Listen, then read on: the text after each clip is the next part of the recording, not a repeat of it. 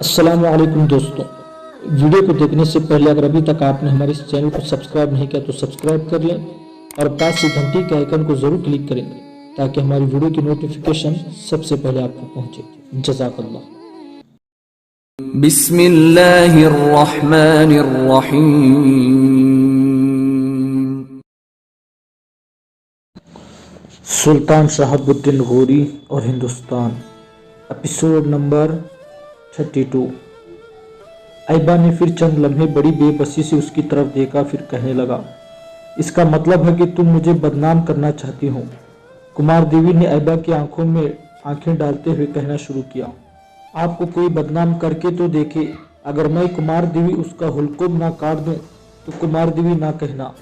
ایبا عجیب بے بسی میں پھنس گیا تھا، سر پر ہاتھ پھیرتے ہوئے کہنے لگا، یہ تو تم قصابوں والی گفتگو کرنا ترک کر دو، اپنے خیمے میں جا کر آرام کرو۔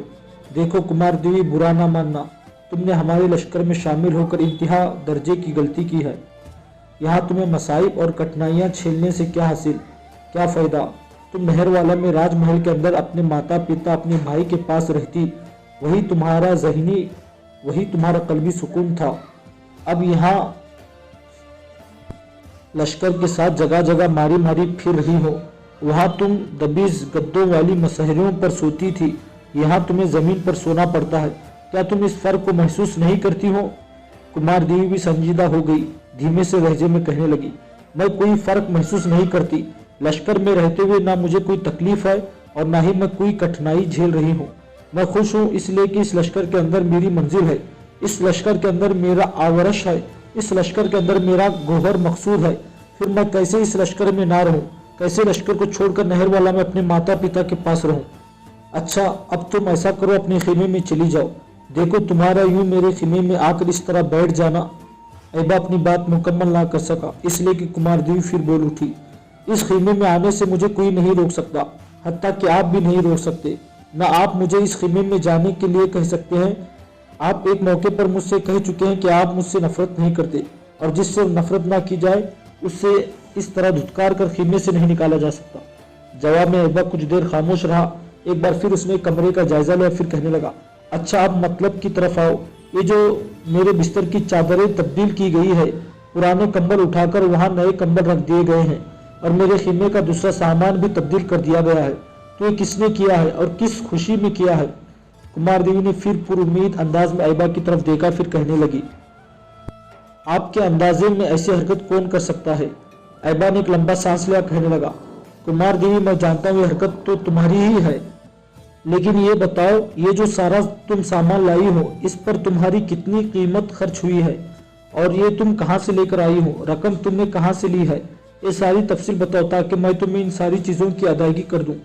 ایبا کے اس استفسار میں کمار دیوی کہنے لگی، جس وقت آپ اور بھائی قطب الدین نے شہر کا نظم و نسق اپنے ہاتھ میں لے لیا تھا تو لشکر کی کچھ عورتیں کلنجر شہر کے بازار کی طرف گئی تھی، میں بھی ان کے ساتھ ہو لی تھی، یہ چیزیں میں خود لے کر آئی ہوں، میرے پاس رقم تھی، لہٰذا نہ میں نے کسی سے رقم لی اور نہ ہی مجھے ضرورت پیش آئی ہے، اور نہ ہی میں آپ سے رقم لوں گی۔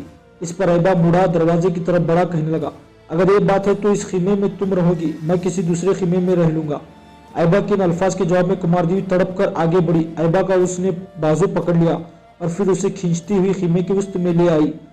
اس کی اس طرح بازو پکڑنے پر ایبا پریشانی اور حیرت سے اس کی طرف دیکھنے لگا تھا۔ اس موقع پر کمار دیوی نے بڑی مٹھاس، بڑے پیار اور شاید بڑی آواز میں اسے مخاطب کیا، میں نے جو آپ کا بازو پکڑا ہے تو آپ میری طرف اس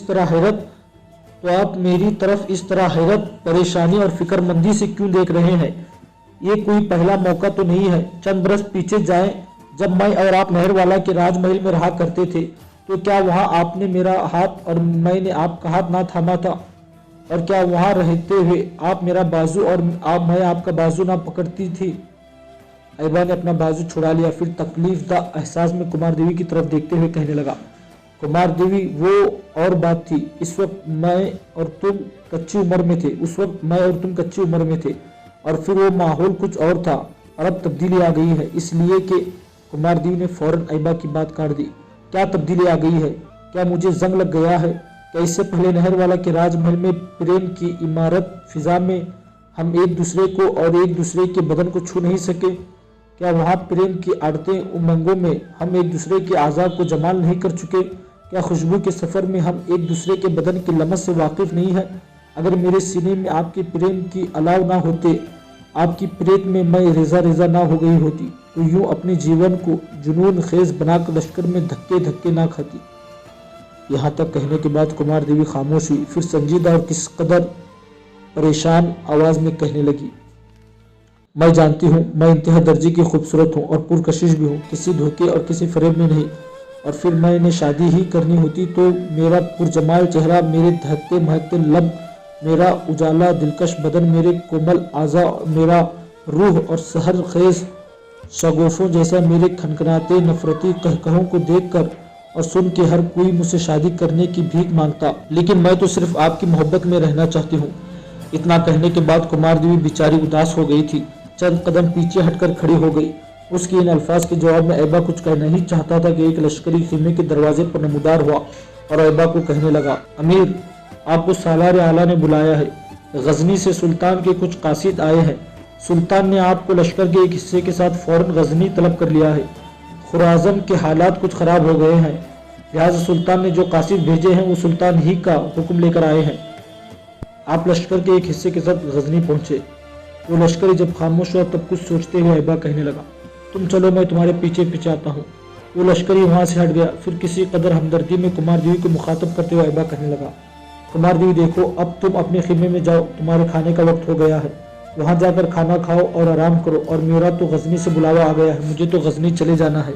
इस मौके पर कुमार देवी ने घूरने के अंदाज में ऐबा की तरफ देखा, फिर कहने लगी, अपने मन में ये ख्याल ना बैठा लीजिएगा आप मुझे यहाँ छोड़कर गजनी चले जाएंगे।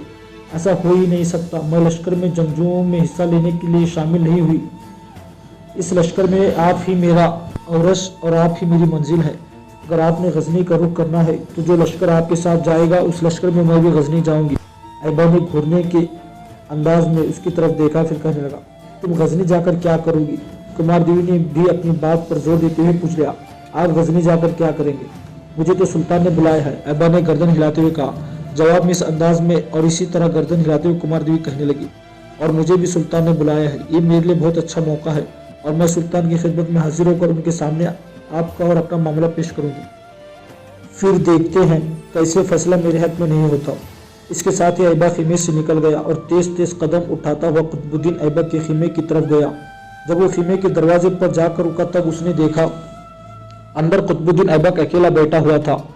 ऐबा को देखते ही वो खड़ा हो गया, हाथ के इशारे से अंदर बुलाया और सामने बैठने के लिए कहा। जो ही ऐबा खीमे में दाखिल हुआ उसके पीछे ही पीछे कुमार देवी भी खीमे में दाखिल हो गई। इसके कदमों के हाथ पाकर ऐबा ने जब मुड़ कर देखा तब वहाँ कुमार देवी को देखकर हैरान और परेशान हो गया। कुमार देवी ने उससे बात नहीं की, सीधे कुतुबुद्दीन की तरफ गई, करीब हुई, फिर कुतुबुद्दीन को मुखातब करके कहने लगी, मोहतरम भाई, मैंने सुना है इनको सुल्तान ने गजनी तलब कर लिया है। कुतुबुद्दीन ने मुस्कुराया और कहने लगा, मेरी बहन, तुमने ठीक सुना है। इससे आगे जो कुछ तुम कहना चाहती हो उससे तुम्हें कहने की जरूरत नहीं, वो मैं कह देता हूँ। मेरी बहन, जिस वक्त लश्कर के एक हिस्से के साथ ऐबा यहाँ से गजनी जाएगा तो तुम उसके साथ गजनी जाने के लिए लश्कर में शामिल होगी। तुम्हें गजनी जाने से कोई नहीं रोक सकता। अब बोलो तुम क्या कहती हो?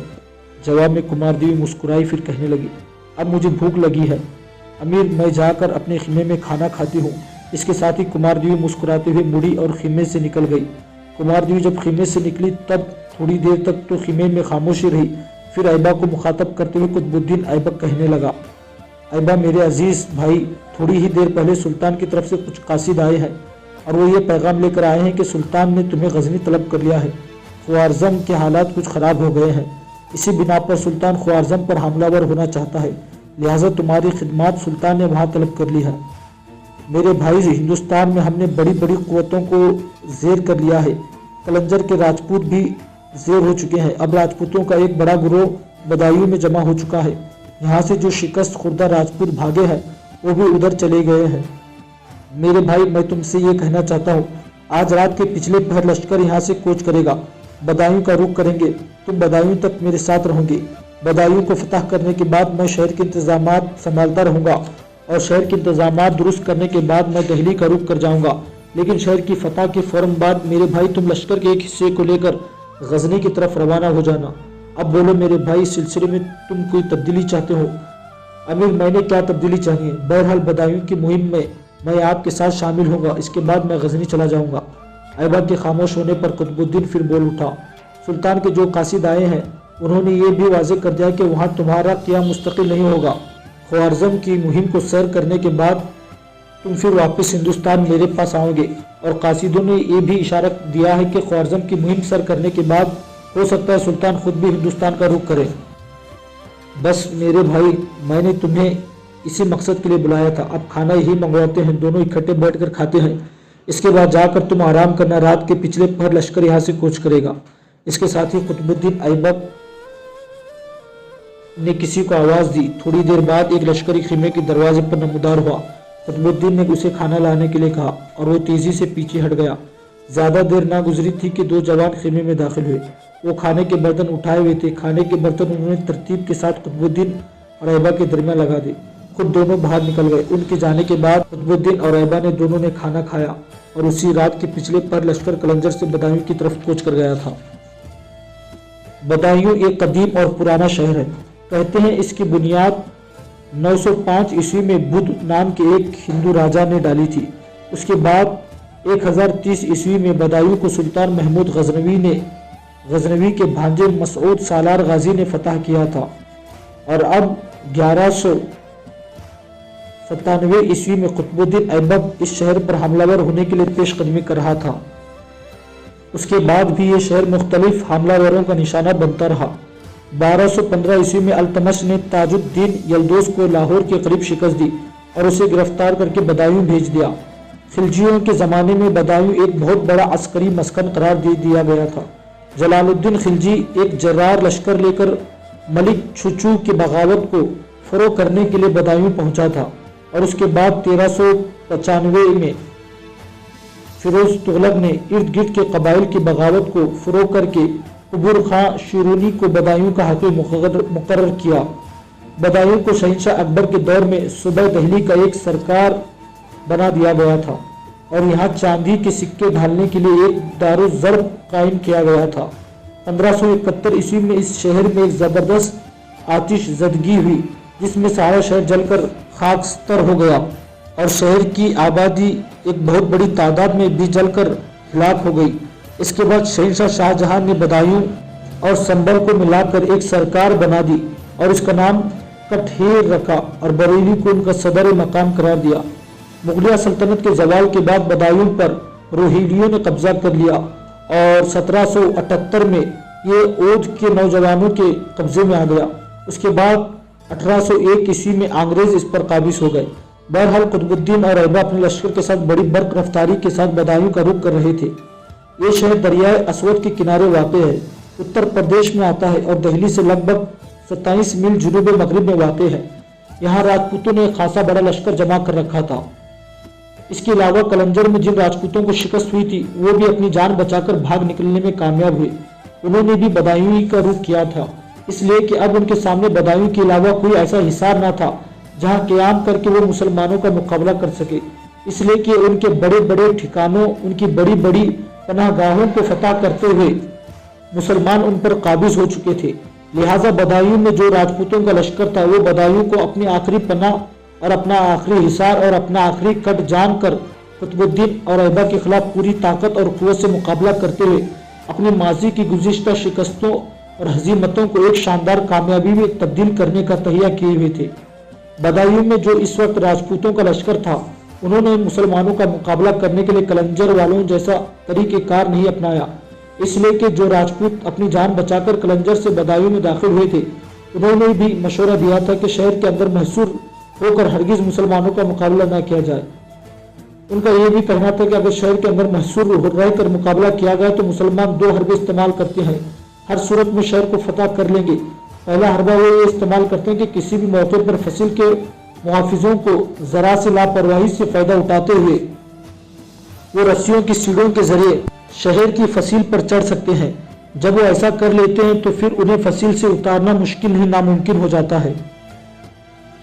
उन्होंने बदायूं में जो लश्कर था उसे भी ये मशवरा दिया कि अगर इस तरह मुसलमान शहर को फतह ना कर सके तो फिर वो दूसरा तरीका इस्तेमाल करते हैं कि मुहासरे में शिद्दत اختیار کرتے ہیں، اپنے پاس وافر مقدار میں سامان رسد اور دوسرا ضرورت کا سامان رکھتے ہیں، اور جس شہر کا محاصرہ کرتے ہیں اس کی ایسی ناکہ بندی کرتے ہیں کہ نہ کوئی چیز باہر جانے دیتے ہیں نہ اندر۔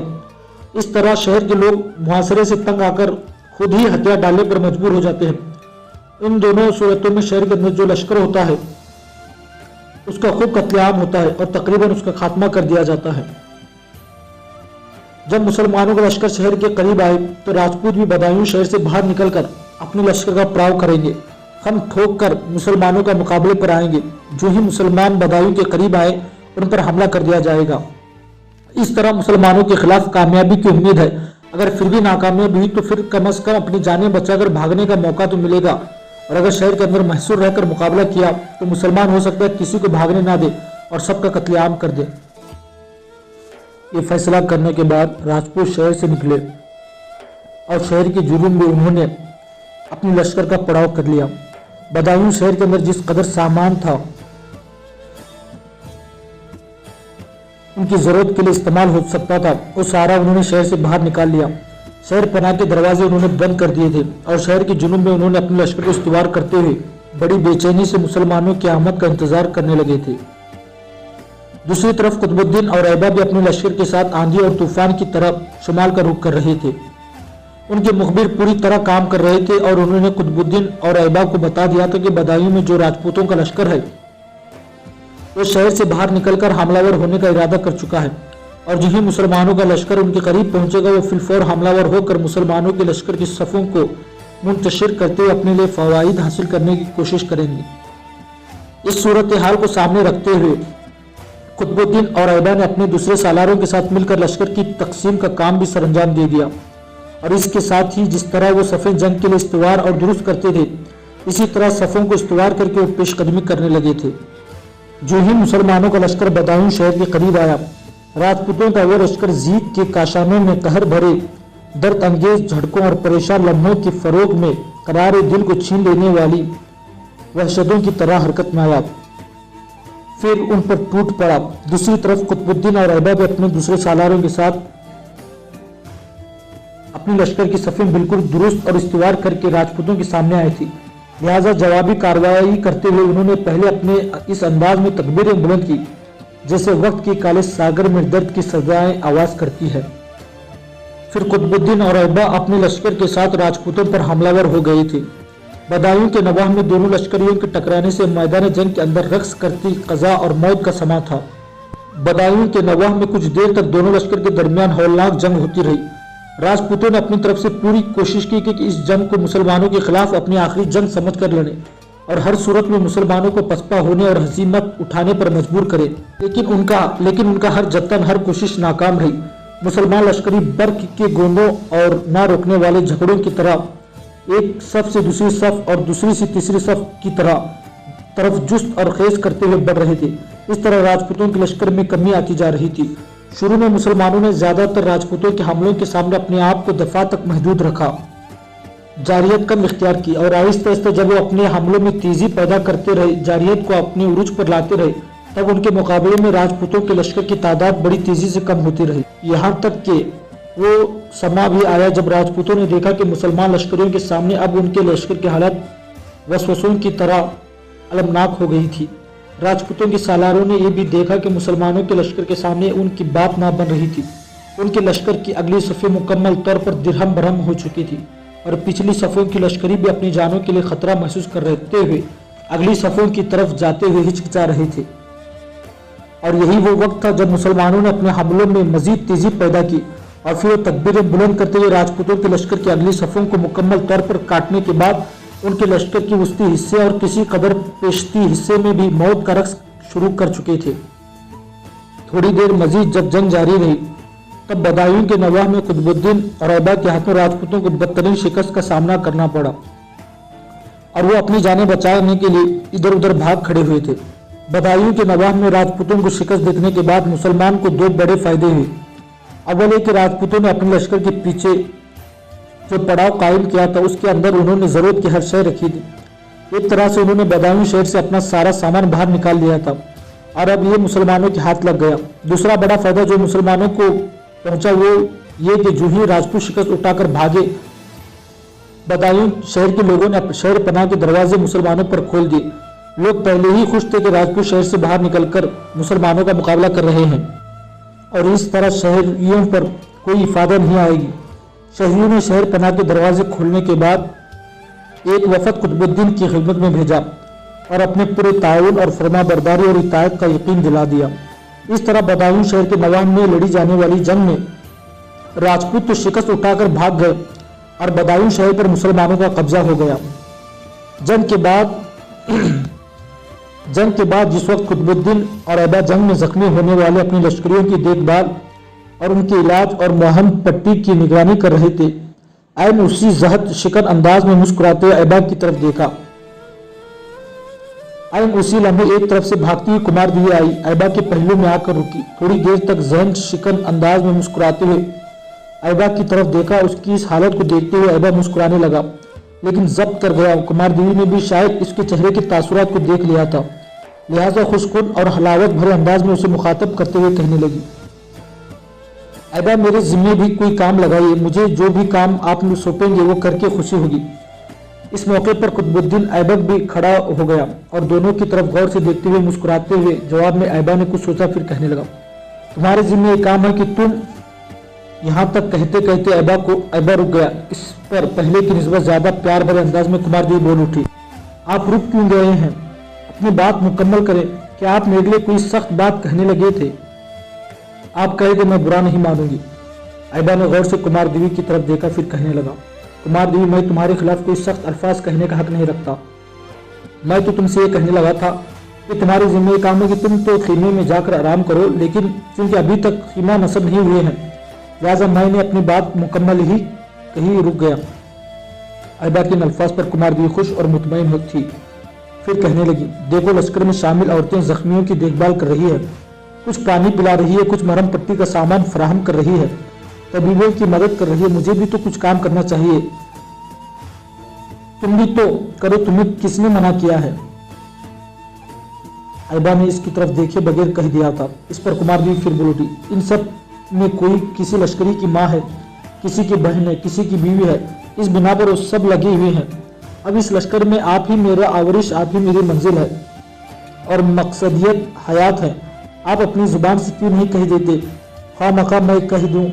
ऐबा ने बेगानी का इजहार करते हुए कह दिया। जवाब में उसके रवैये को महसूस किए बगैर लबों पर मुस्कुराहट बिखरते हुए कुमार देवी फिर कहने लगी, ऐबा कुछ काम कुछ बातें खामखा ही कहनी पड़ती है और खामखा ही करनी पड़ती है। देखिए ऐबा, आप मुझे कोई काम सौंप दे, अपनी जुबान से मुझे कहिए, कुछ कहिए। ऐसा कहने से आपकी जुबान दुख तो नहीं जाएगी, मेरा काम हो जाएगा। ऐबा ने गौर से इस मौके पर कुमार देवी की तरफ देखा, फिर कहने लगा, अच्छा बाकी औरतें भी लग गई हैं, तुम भी उनके साथ जो काम चाहे करना शुरू कर दो। ऐबा के इन अल्फाज पर कुमार देवी खुश हो गई थी। फिर वो किसी पुरसुकून और तमानियात से भरपूर गजल की तरह जुस्त और खेज करती हुई दूसरी औरतों के साथ काम में लग गई थी। कुतुबुद्दीन ऐबक और ऐबा दोनों अपने लश्करियों की देखभाल में मसरूफ थे कि एक छोटा सालार उन दोनों के पास आया और कुतुबुद्दीन को मुखातब करके कहने लगा, अमीर, हमने एक राजपूत सालार को जिंदा गिरफ्तार किया है। उसने नहरवाला के राजा की हिमायत में भी हमारे अब कलंजर के नवाह में जो राजपूतों से टकराव हुआ उसमें भी शामिल था। वहां से भागकर बदायूं आ गया था और यहाँ भी उसने हमारे खिलाफ जंग लड़ी। मजीद के कलंजर में जो लश्कर हमारे सामने आया था उस लश्कर का वो नायब सरदार था और यहाँ आकर उसने राजपूतों के लश्कर की सालारी भी की थी। नाम उसका रूप सिंह है। मैंने उसे अपने कुछ लश्करियों की तहवील में दिया हुआ है। वो सालार जब खामोश हुआ तब खुशकुन अंदाज में उसकी तरफ देखते हुए कुतुबुद्दीन कहने लगा, उसे पकड़कर यही ले आओ। थोड़ी देर बाद वो सालार लौटा, उसके साथ कुछ मुसलिह जवान भी थे जो रूप सिंह नाम के राजपूत को अपने साथ लेकर आए थे। कुतुबुद्दीन और ऐबा थोड़ी देर तक बड़े गौर से उसकी तरफ देखते रहे। फिर कुतुबुद्दीन ने उसे मुखातब किया, क्या तुम्हारा नाम रूप सिंह है? जवाब में उसने इस बात में गर्दन हिला दी, मुंह से कुछ नहीं बोला। कुतुबुद्दीन के चेहरे पर तबस्सुम नमूदार हुआ, कहने लगा, अगर तुम्हारे मुंह में जुबान नहीं है तो फिर तुम लश्कर की कमांडरी कैसे करते हो? अगर जुबान है तो फिर उससे काम क्यों नहीं लेते? इसका काम सर से क्यों नहीं लेते हो? इस पर वो दुख भरे अंदाज में कहने लगा, जी मेरा नाम रूप सिंह है। कुतुबुद्दीन ने उसका जायजा लिया। फिर जो सालार उसे लेकर आया था उसे मुखातब करके कहने लगा, ये जख्मी लगता है, पहले तबीब को बुलाओ, इसके जख्मों की मरहम पट्टी करे। कुतुबुद्दीन के अल्फाज पर रूप सिंह दंग रह गया और बड़ी हैरत से उसकी तरफ देखने लगा था। शायद वो अपने जहन में अपने लिए किसी कड़ी सजा का तालीम कर चुका था। ताहम वो छोटा सालार पीछे हटा। थोड़ी देर तक वो तबीब को ले आया। रूप सिंह ने जहां जहां जख्म दिखाए वहां तबीब ने मरहम लगाकर पट्टियां बांध दी थी। जख्मों पर पट्टियां बंधवाने के बाद रूप सिंह जब कुतुबुद्दीन के सामने खड़ा था तब कुतुबुद्दीन ने फिर उसे मुखातब किया। मैंने सुना है तुम नहरवाला के नवा में भी जंगों में हिस्सा लेते रहे हो। कलंजर और यहाँ बदायूं से बाहर भी जो हमारे राजपूतों की जंगें हुई हैं, तुम एक सरगर्दा सालार के हिस्से से काम करते रहे हो। रूप सिंह संजीदा हो गया था। कहने लगा, मैं झूठ नहीं बोलूंगा। झूठ बोलने का फायदा नहीं, इसलिए कि आपके आदमी ने मेरे मुतालिक सारी तफसील आपको बता दी होगी, लिहाजा आप जो कुछ कह रहे हैं वो दुरुस्त है। कुतुबुद्दीन ने फिर उसे मुखातब किया। कहाँ के रहने वाले हो? बीड़ हंड का। उसने गौर से कुतुबुद्दीन की तरफ देखते हुए कहा था। मेरे ख्याल में जंग में जख्मी होने की वजह से तुम गिरफ्तार कर लिए गए हो। अगर जख्मी ना होते तो भागने में कामयाब हो जाते। ये भी हो सकता है कि तुम्हें जंग के दौरान भागने का मौका ना मिला हो और तुम्हारा अपना घोड़ा जख्मी होकर खत्म हो गया हो। अब ठीक कहते हैं, रूप सिंह हाँ में हाँ मिलाते हुए कहा था। जंग में फरार होने के बाद तुम किधर का रुख करते? कुतुबुद्दीन ने फिर पूछा। मैं बीड़हंड जाता। तो जाओ, फिर बीड़हंड चले जाओ। साथ ही अपने छोटे सालार की तरफ कुतुबुद्दीन ने देखा, फिर कहने लगा, राजपूतों के पड़ाव में से घोड़ा उसे दे दो और अपनी जिस मंजिल की तरफ ये जाना चाहता है जाने दो। रूप सिंह अपनी जगह पर खड़ा रहा, फिर कहने लगा, किसी और सालार के सामने मैं इस तरह गिरफ्तार होकर जाता तो मुझे कड़ी सजा देता। आप मुझे माफ कर रहे हैं, मुझे जाने के लिए कह रहे हैं। कुतुबुद्दीन ऐबक के चेहरे पर हल्का सा तबस्सुम नमूदार हुआ। कहने लगा, रूप सिंह, मैंने देखा तुम पहले ही काफी जख्मी थे। मेरे ख्याल में जो जख्म तुम्हें लगे हैं यही सजा तुम्हारे लिए काफी है। इससे ज्यादा मैं तुम्हें सजा नहीं देना चाहता। हाँ, तुम जंग के दौरान अगर किसी का सामना करते तो जरूर तुम्हारी गर्दन काट देता। जंग खत्म हो चुकी है, लिहाजा जहां जंग से बचने वाले दूसरे राजपूत अपने अपने ठिकानों की तरफ चले गए हैं वहां तुम भी चले जाओ। कुतुबुद्दीन जब खामोश हुआ तब मुतासिर कुन अंदाज में थोड़ी देर तक रूप सिंह उसकी तरफ देखता रहा, फिर कहने लगा, हम राजपूत अपने आप को जिस्म और जान की शादाबी और कश और रूह तक को वीरान कर देने वाली तशनगी के फरेब की तरह बहादुर और शुजा और नाकबिल तस्खीर ख्याल करते थे, लेकिन तुम लोगों के सामने हम लोग बेकार मुंजदम सदाओं की तरह बेसिक्त और बेहदफ होकर रह गए हैं। तुम लोग ऐसे पुरआशोक आजाद की तरह हम पर हमलावर हुए जिसके सामने राजपूत अपने सारे नशे पिंदार और अपनी बहादुरी अपनी जुर्रतमंदी को भुला बैठे, या ये सारे अवसाफ तुम लोगों ने अपनी जुर्रतमंदी की वजह से उनसे छीन लिए। मैं समझता हूँ तुम लोगों ने हमारी विरासत में शिकस्तगी और हमारी रिवायतों में तोड़ फोड़ करके रख दी है। रूप सिंह जब खामोश हुआ तब कुतुबुद्दीन ने बड़ी आजीजी में कहने लगा, हम जब भी अपने किसी काम की इब्तिदा करते हैं तो अपनी कोशिश अपनी जद्दोजहद के नताइज को खुदावंद कुद्दूस पर छोड़ते हैं। हमने कभी भी नशे पिंदार को अपना मय्यार शर्फ नहीं बनाया। हमारी निगाह में सिर्फ अपने खुदा की रजामंदी और उसके अहकाम की पैरवी होती है। अब तुम जाओ, इसलिए कि मैंने अभी अपने बहुत से जख्मियों की देखभाल करनी है। मेरा सालार तुम्हें साथ जाता है और तुम्हें घोड़ा मुहैया कर देगा। रूप सिंह ने एक बार फिर तशक्कुर आमेज अंदाज में कुतुबुद्दीन की तरफ देखा, फिर उसके छोटे सालार के साथ वहां से हट गया। जख्मियों की देखभाल करने के बाद उसके बाद खाना खाने के बाद आइबा अपने खीमे में चला गया। वो खीमे में गहरी सोचों में डूबा हुआ था। न जाने उसकी तफर्रुकात किन ताबानों बयाबानों गिर्द घूम रहे थे कि उसी वक्त खीमे के दरवाजे पर कुमार देवी नमदार हुई और फिर हल्की सी आवाज में कहने लगी, क्या मैं अंदर आ सकती हूँ? ऐबा चौंक पड़ा, अपनी जगह पर उठ खड़ा हुआ, फिर धीमे से लहजे में कहने लगा, आओ। साथ ही ने हाथ से एक नशिस्त की तरफ इशारा भी कर दिया था। कुमार देवी मुस्कुराते हुए आगे बढ़कर उस नशिस्त पर बैठ गई। उसके बाद ऐबा भी जहां से उठा था वहां बैठा। गुफ्तगू का आगाज कुमार देवी ने किया। कहने लगा, खिदमे में मेरे इस तरह दाखिल होने के बाद आपने जो अपनी जगह से उठकर मेरा स्वागत और मेरा इस्तकबाल किया है, इससे एक बात मेरे जहन में बैठती है कि कम से कम आपके दिल में आपके मन में मेरा एहतराम तो है। ऐबा के चेहरे पर हल्का सा तबस्सुम नमूदार हुआ। कहने लगा, कुमार देवी, हम मुसलमानों के दिल में हर औरत के लिए ऐसा ही एहतराम है। ऐबा जब खामोश हुआ तब कुमार देवी ने फिर उसे मुखातब किया, क्या आपने मुझे बुलाया है? अभी थोड़ी देर पहले एक लश्करी मेरी तरफ गया था, उसने कहा था कि आप मुझे बुला रहे हैं, क्या ये दुरुस्त है? ऐबा कहने लगा, ये दुरुस्त ना होता तो लश्करी तुम्हें बुलाने क्यों जाता? मैंने आज तुम्हें एक खास मकसद के तहत बुलाया है। क्या मकसद? ऐबा की तरफ देखते हुए कुमार देवी ने पूछ लिया था। कुछ देर तक ऐबा सर झुकाकर सोचता रहा, संजीदा हो गया। उसकी हालत शायद कुमार देवी के लिए नाकाबिले बर्दाश्त थी। बेचारी फिक्रमंदी से कुछ देर तक उसकी तरफ देखती रही, फिर प्यार और हमदर्दी के मिले जुले जज्बात में पूछ लिया, क्या बात है, आपकी तबीयत तो ठीक है? ऐबा ने गर्दन सीधी की, फिर कुमार देवी को मुखातब करके कहने लगा, कुमारदेवी, मैंने तुम्हें इसलिए बुलाया कि मैं लश्कर के एक हिस्से के साथ कल सुबह ही सुबह यहाँ से गजनी की तरफ कूच कर रहा हूँ। देखो, सुल्तान ख्वारज़म की तरफ एक मुहिम पर रवाना होना चाहता है और इस मुहिम में मुझे अपने साथ ले जाना चाहता है। एक तरफ एक मुहिम पर रवाना होना चाहता है और इस मुहिम में मुझे अपने साथ भी ले जाना चाहता है। ख्वारज़म दूर शुमाल में बर्फिस्तानों का इलाका है। तुम इंतहाई जुनूब की रहने वाली हो, तुम लोगों ने बर्फ तक ना देखी होगी, लिहाजा इन इलाकों में तुम खीमागाह की जिंदगी बसर नहीं कर सकोगी। इस बिना पर मैं तुमसे कहता हूँ कि तुम कल लश्कर में शामिल होकर गजनी जाने का इरादा तर्क कर दो।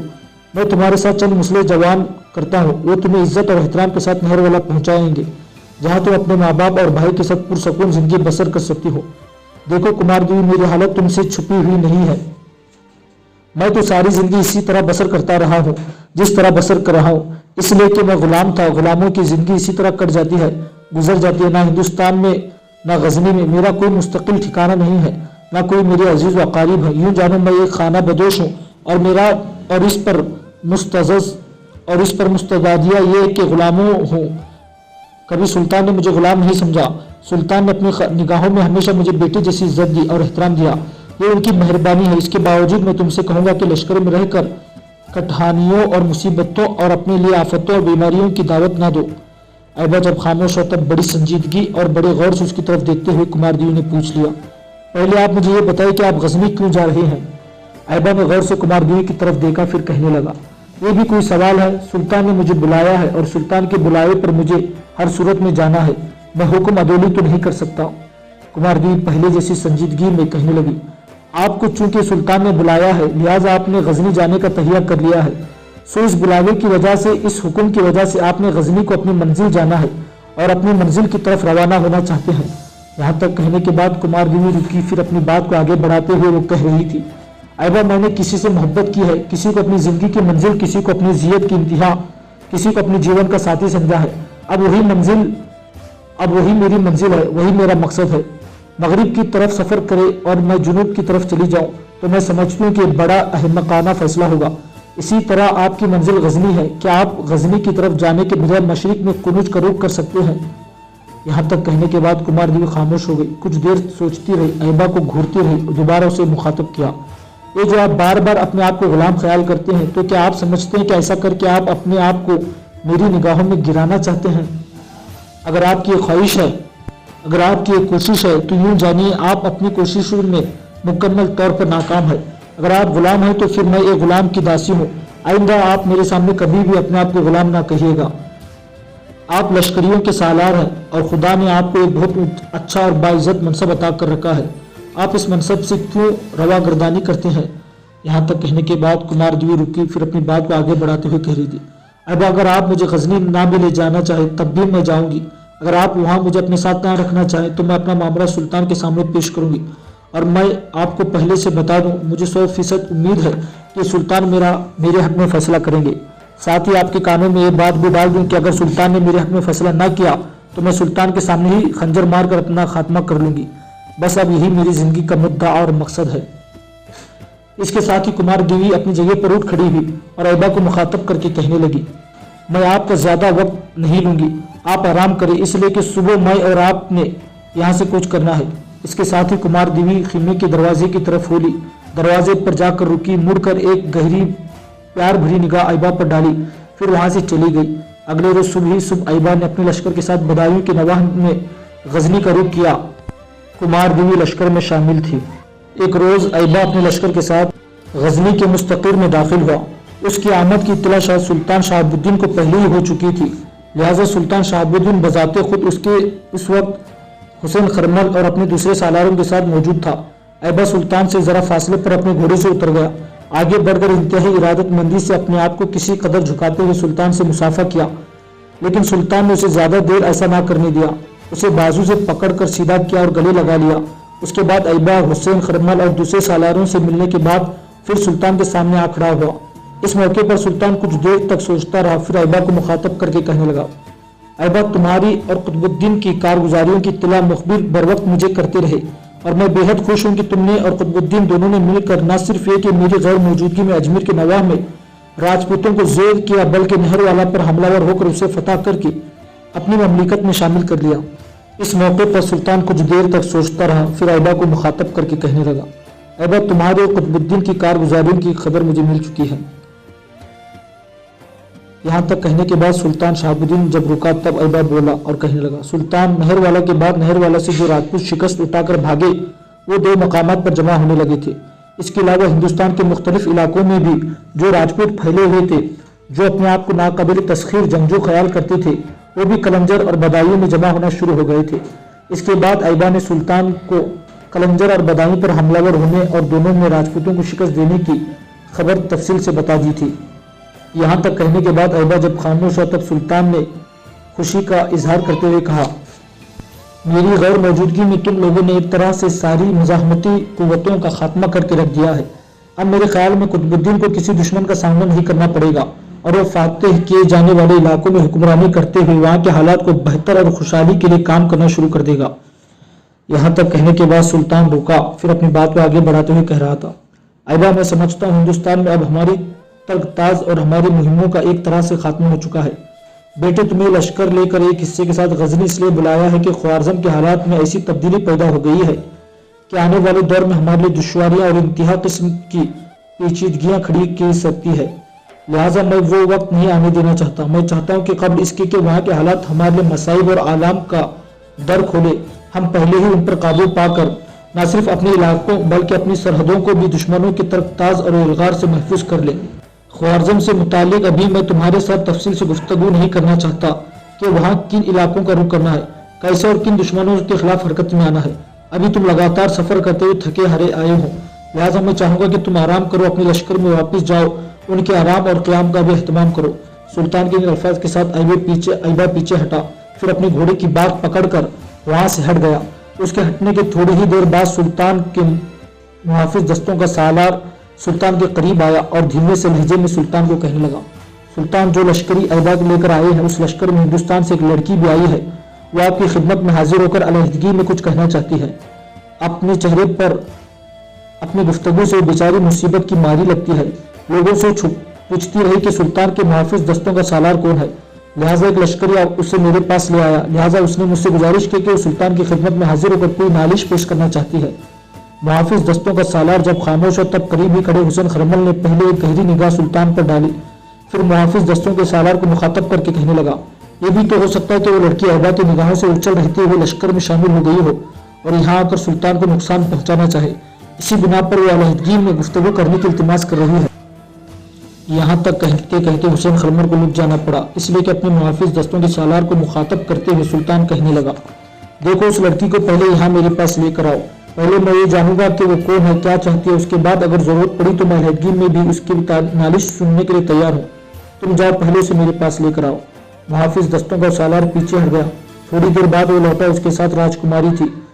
राजकुमारी सुल्तान के सामने आई, कुछ कहना ही चाहती थी। उसे मुखातब करके सुल्तान कहने लगा, बेटी तू बता कौन है, किसके खिलाफ नालिश करना चाहती है। मुझे बताया गया है कि तू ऐबा के लश्कर में यहाँ पहुंची है। बता, क्या इस लश्कर में किसी ने तेरी हुर्मत की पामाली की है, किसी ने तुमसे ज्यादती की है, किसने तुम्हारी हक तलाफी की है।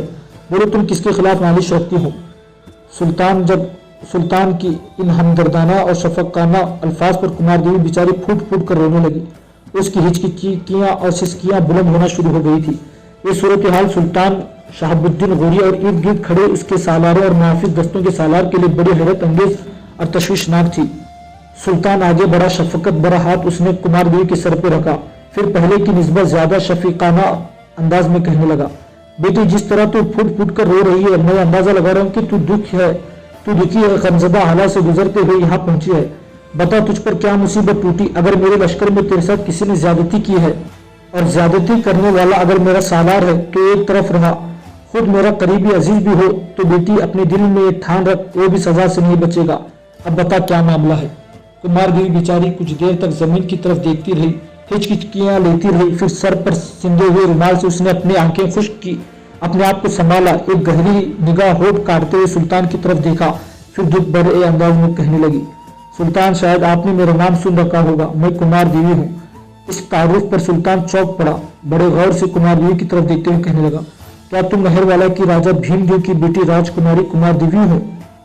कुमार देवी बेचारी इस मौके पर मुंह से कुछ ना बोली, इस बात में जब उसने गर्दन हिलाई तो उसकी आंखों से फिर आंसू टपक पड़े। इसकी हालत देखते हुए सुल्तान पिघल गया था। एक बार फिर उसके सर पर हाथ रखते हुए कहने लगा, क्या बात है बेटी, तुम्हारे और अयबा के दरमियान तो बड़े इख्तलाफात हो गए थे। मैंने तो यहाँ तक सुना था कि तुमने एक मंदिर में जाकर सौगंध खा ली थी कि जब तक अयबा को कत्ल नहीं करूंगी उस वक्त तक शादी नहीं करूंगी, और अब तुम अयबा के लश्कर में कैसे शामिल हो गई हो? क्या अयबा ने तुम्हें जबरदस्ती उठवाया है और तुम उसके साथ नहीं रहना चाहती हो? सुल्तान के इन अल्फाज पर कुमार देवी चौंकी, सुल्तान की तरफ देखा, फिर शुरू से लेकर आखिर तक उस बिचारी ने अपने अगवा होने की सारी दास्तान सुल्तान से कह दी थी। ये सब कुछ जानने के बाद सुल्तान के चेहरे पर हल्का सा तबस्सुम नमूदार हुआ। फिर बड़े प्यारे अंदाज में सुल्तान ने कुमार देवी को कहने लगा, बस इतनी सी बात है बेटी, ये तो कोई बात ही नहीं, इसमें तुम्हें रोने और हिचकिचां लेने और यूं आंसू बहाकर अपने आप को गमजदा करने की जरूरत क्या थी? अयबा से मुतालिक तो फिक्रमंद क्यों हो? अयबा कोई बर्फ से लदा हुआ हिमालय का कोहिस्तानी सिलसिला तो नहीं जिसे तुम अबूर नहीं कर सकती। इसकी हैसियत मेरे यहाँ अजीज और हर दिल अजीज बेटे सी है। अगर तुम अयबा को हासिल करना चाहती हो और उसको ना हासिल करने की वजह से तुमने अपनी हालत ये बना रखी है तो बेटी फिर मुतमईन रहो, अयबा तुम्हें जरूर अपनाएगा और हर सूरत में तुम्हें अपनी जिंदगी का साथी बनाएगा। मैं ये तुम्हें जमानत देता हूँ। अब मजीद बेटी तू बोल क्या चाहती है? सुल्तान के अल्फाज के जवाब में कुमार देवी के चेहरे पर मुस्कुराहट नमूदार हुई। एक बार फिर उसने आंखें खुश की, फिर बड़ी ममनूनियत और शुक्रगुजारी से सुल्तान की तरफ देखते हुए कहने लगी, सुल्तान मोहतरम, इसके अलावा और मुझे कुछ नहीं चाहिए। अगर मेरा ये काम हो गया तो यूं जानो मैं अपनी जिंदगी में कुछ नहीं खोया। सुल्तान, इसके अलावा और मुझे कुछ नहीं चाहिए। कुमार देवी जब खामोश हुई तब सुल्तान ने कहा, कुमार देवी मेरी बेटी, अगर तुम अयबा के लिए अपनी माता पिता अपने भाई को छोड़कर महल वाला से निकल सकती हो, अगर तुम अयबा को हासिल करने के लिए राजमहल की जिंदगी तर्क कर सकती हो, तो क्या हम तुम्हारे लिए ये भी नहीं कर सकते कि तुम्हें अयबा की जिंदगी का साथी बना दे? मेरी बेटी मुतमईन रहो, ख्वारज़म की मुहिम से फारिग होने के बाद जिस वक्त अयबा यहाँ से फारिग होकर मशरिक का रुख करेगा तो मैं तुम्हें इस बात की जमानत देता हूँ कि तुम उसके साथ उसकी बीवी की हैसियत से सफर करोगी। इसके अलावा अगर तुम चाहती हो तो कहो। एक बार फिर कुमार देवी की हालत खुशकुन हो गई थी। बेपनाह खुशी का इजहार करते हुए कहने लगी, नहीं सुल्तान, मैं जिंदगी भर आपकी ममनून और एहसानमंद रहूंगी। मैं सोच भी नहीं सकती थी कि आप के वक्त का सुल्तान मुझे बेटी कहकर पुकारेगा। मैं सोच भी नहीं सकती थी कि इस कदर शफीकाना बर्ताव करते हुए आप लम्हों के अंदर मेरा मसला हल कर देंगे। कुमार देवी जब खामोश हुई तब सुल्तान ने कहा, बेटी अब तो बता कहाँ क्याम करना पसंद करोगी? इस पर धीमे से लहजे में कुमार देवी बोल उठी, जो लश्कर अयबा लेकर आया है उसमें औरतें शामिल है। मैं पहले भी उन्हीं के साथ रही हूँ। मैं चाहूंगी अब भी मुझे वहां रहने की इजाजत दे। सुल्तान के लबों पर मुस्कुराहट आई, कहने लगा, बेटी जैसा तू चाहती है अयबा के मामले में बिल्कुल मुतमईन हो जाओ, तेरा काम हो जाएगा। अब तू जाकर आराम कर, इसलिए कि तू एक लंबा सफर करके आई है। चंद दिन तक सुल्तान शहाबुद्दीन ने अपने लश्कर के साथ शुमाल का रुख किया। सरमा अपने उरूज पर आ गया था। बर्फबारी का भी इम्कान था। इसके बावजूद सुल्तान ने अपनी इस मुहिम पर निकल पड़ा। इस मुहिम से निकलने की वजह यह थी कि ख्वारज़म के हुक्मरान मोहम्मद ख्वारज़म शाह ने मरौ के हाकिम मोहम्मद खेस बेग पर हमलावर होकर इसे हिलाक कर दिया था और मरौ का यह हाकिम सुल्तान का आदमी था। लिहाजा सुल्तान ने उसके कत्ल का इंतकाम लेने के लिए अपने लश्कर के साथ शुमाल का रुख किया। इसके अलावा ख्वारज़मियों ने मरौ के इलाकों पर हमलावर होकर दूर दूर तक तबाही और बर्बादी का भी खेल खेला था और इनकी यह हरकत कम अज कम सुल्तान के लिए नाकाबिले बर्दाश्त थी। बस यही इंतकाम लेने के लिए सुल्तान ने अपने लश्कर के साथ ख्वारज़म का रुख किया था। सुल्तान के लश्कर में इस वक्त दो बड़े सालार थे, एक हुसैन खरमन और दूसरा अयबा। लिहाजा रवानगी के वक्त ही सुल्तान ने एक तरह से अपने लश्कर की तरतीब दुरुस्त कर ली थी। लश्कर को उसने 3 हिस्सों में तकसीम कर लिया था। एक हिस्सा अपने पास, दूसरा हुसैन खरमन और तीसरा अयबा की नाम कर दिया था। इस तरह सर्दी और बर्फबारी की परवाह किए बगैर सुल्तान बड़ी तेजी और बर्फ रफ्तारी के साथ खुरासान की तरफ बढ़ा था। खुरासान का इलाका मुख्तलिफ इदवार में मुख्तलिफ हैसियत और सूरत इख्तियार करता रहा। नामवार जुग्राफिया दानों के मुताबिक खुरासान की सरहदें मशरिक में मावरन नहर तक और जुनूब में इराक और अजम तक फैली हुई थी।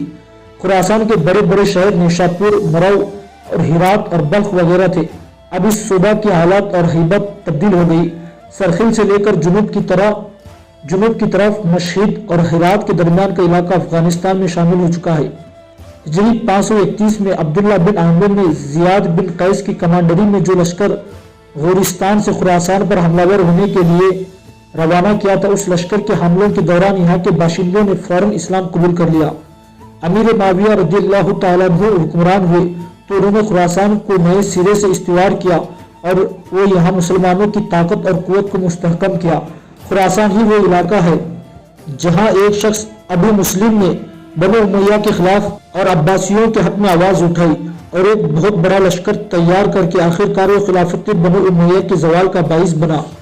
اس کے بعد یہ علاقے مختلف حکمرانوں کے تحت رہے، یہاں تک کہ 954 عیسوی میں سلطان محمود غزنوی آندھی اور طوفانوں کی طرح اٹھا اور ان علاقوں پر وہ قابض ہو گیا۔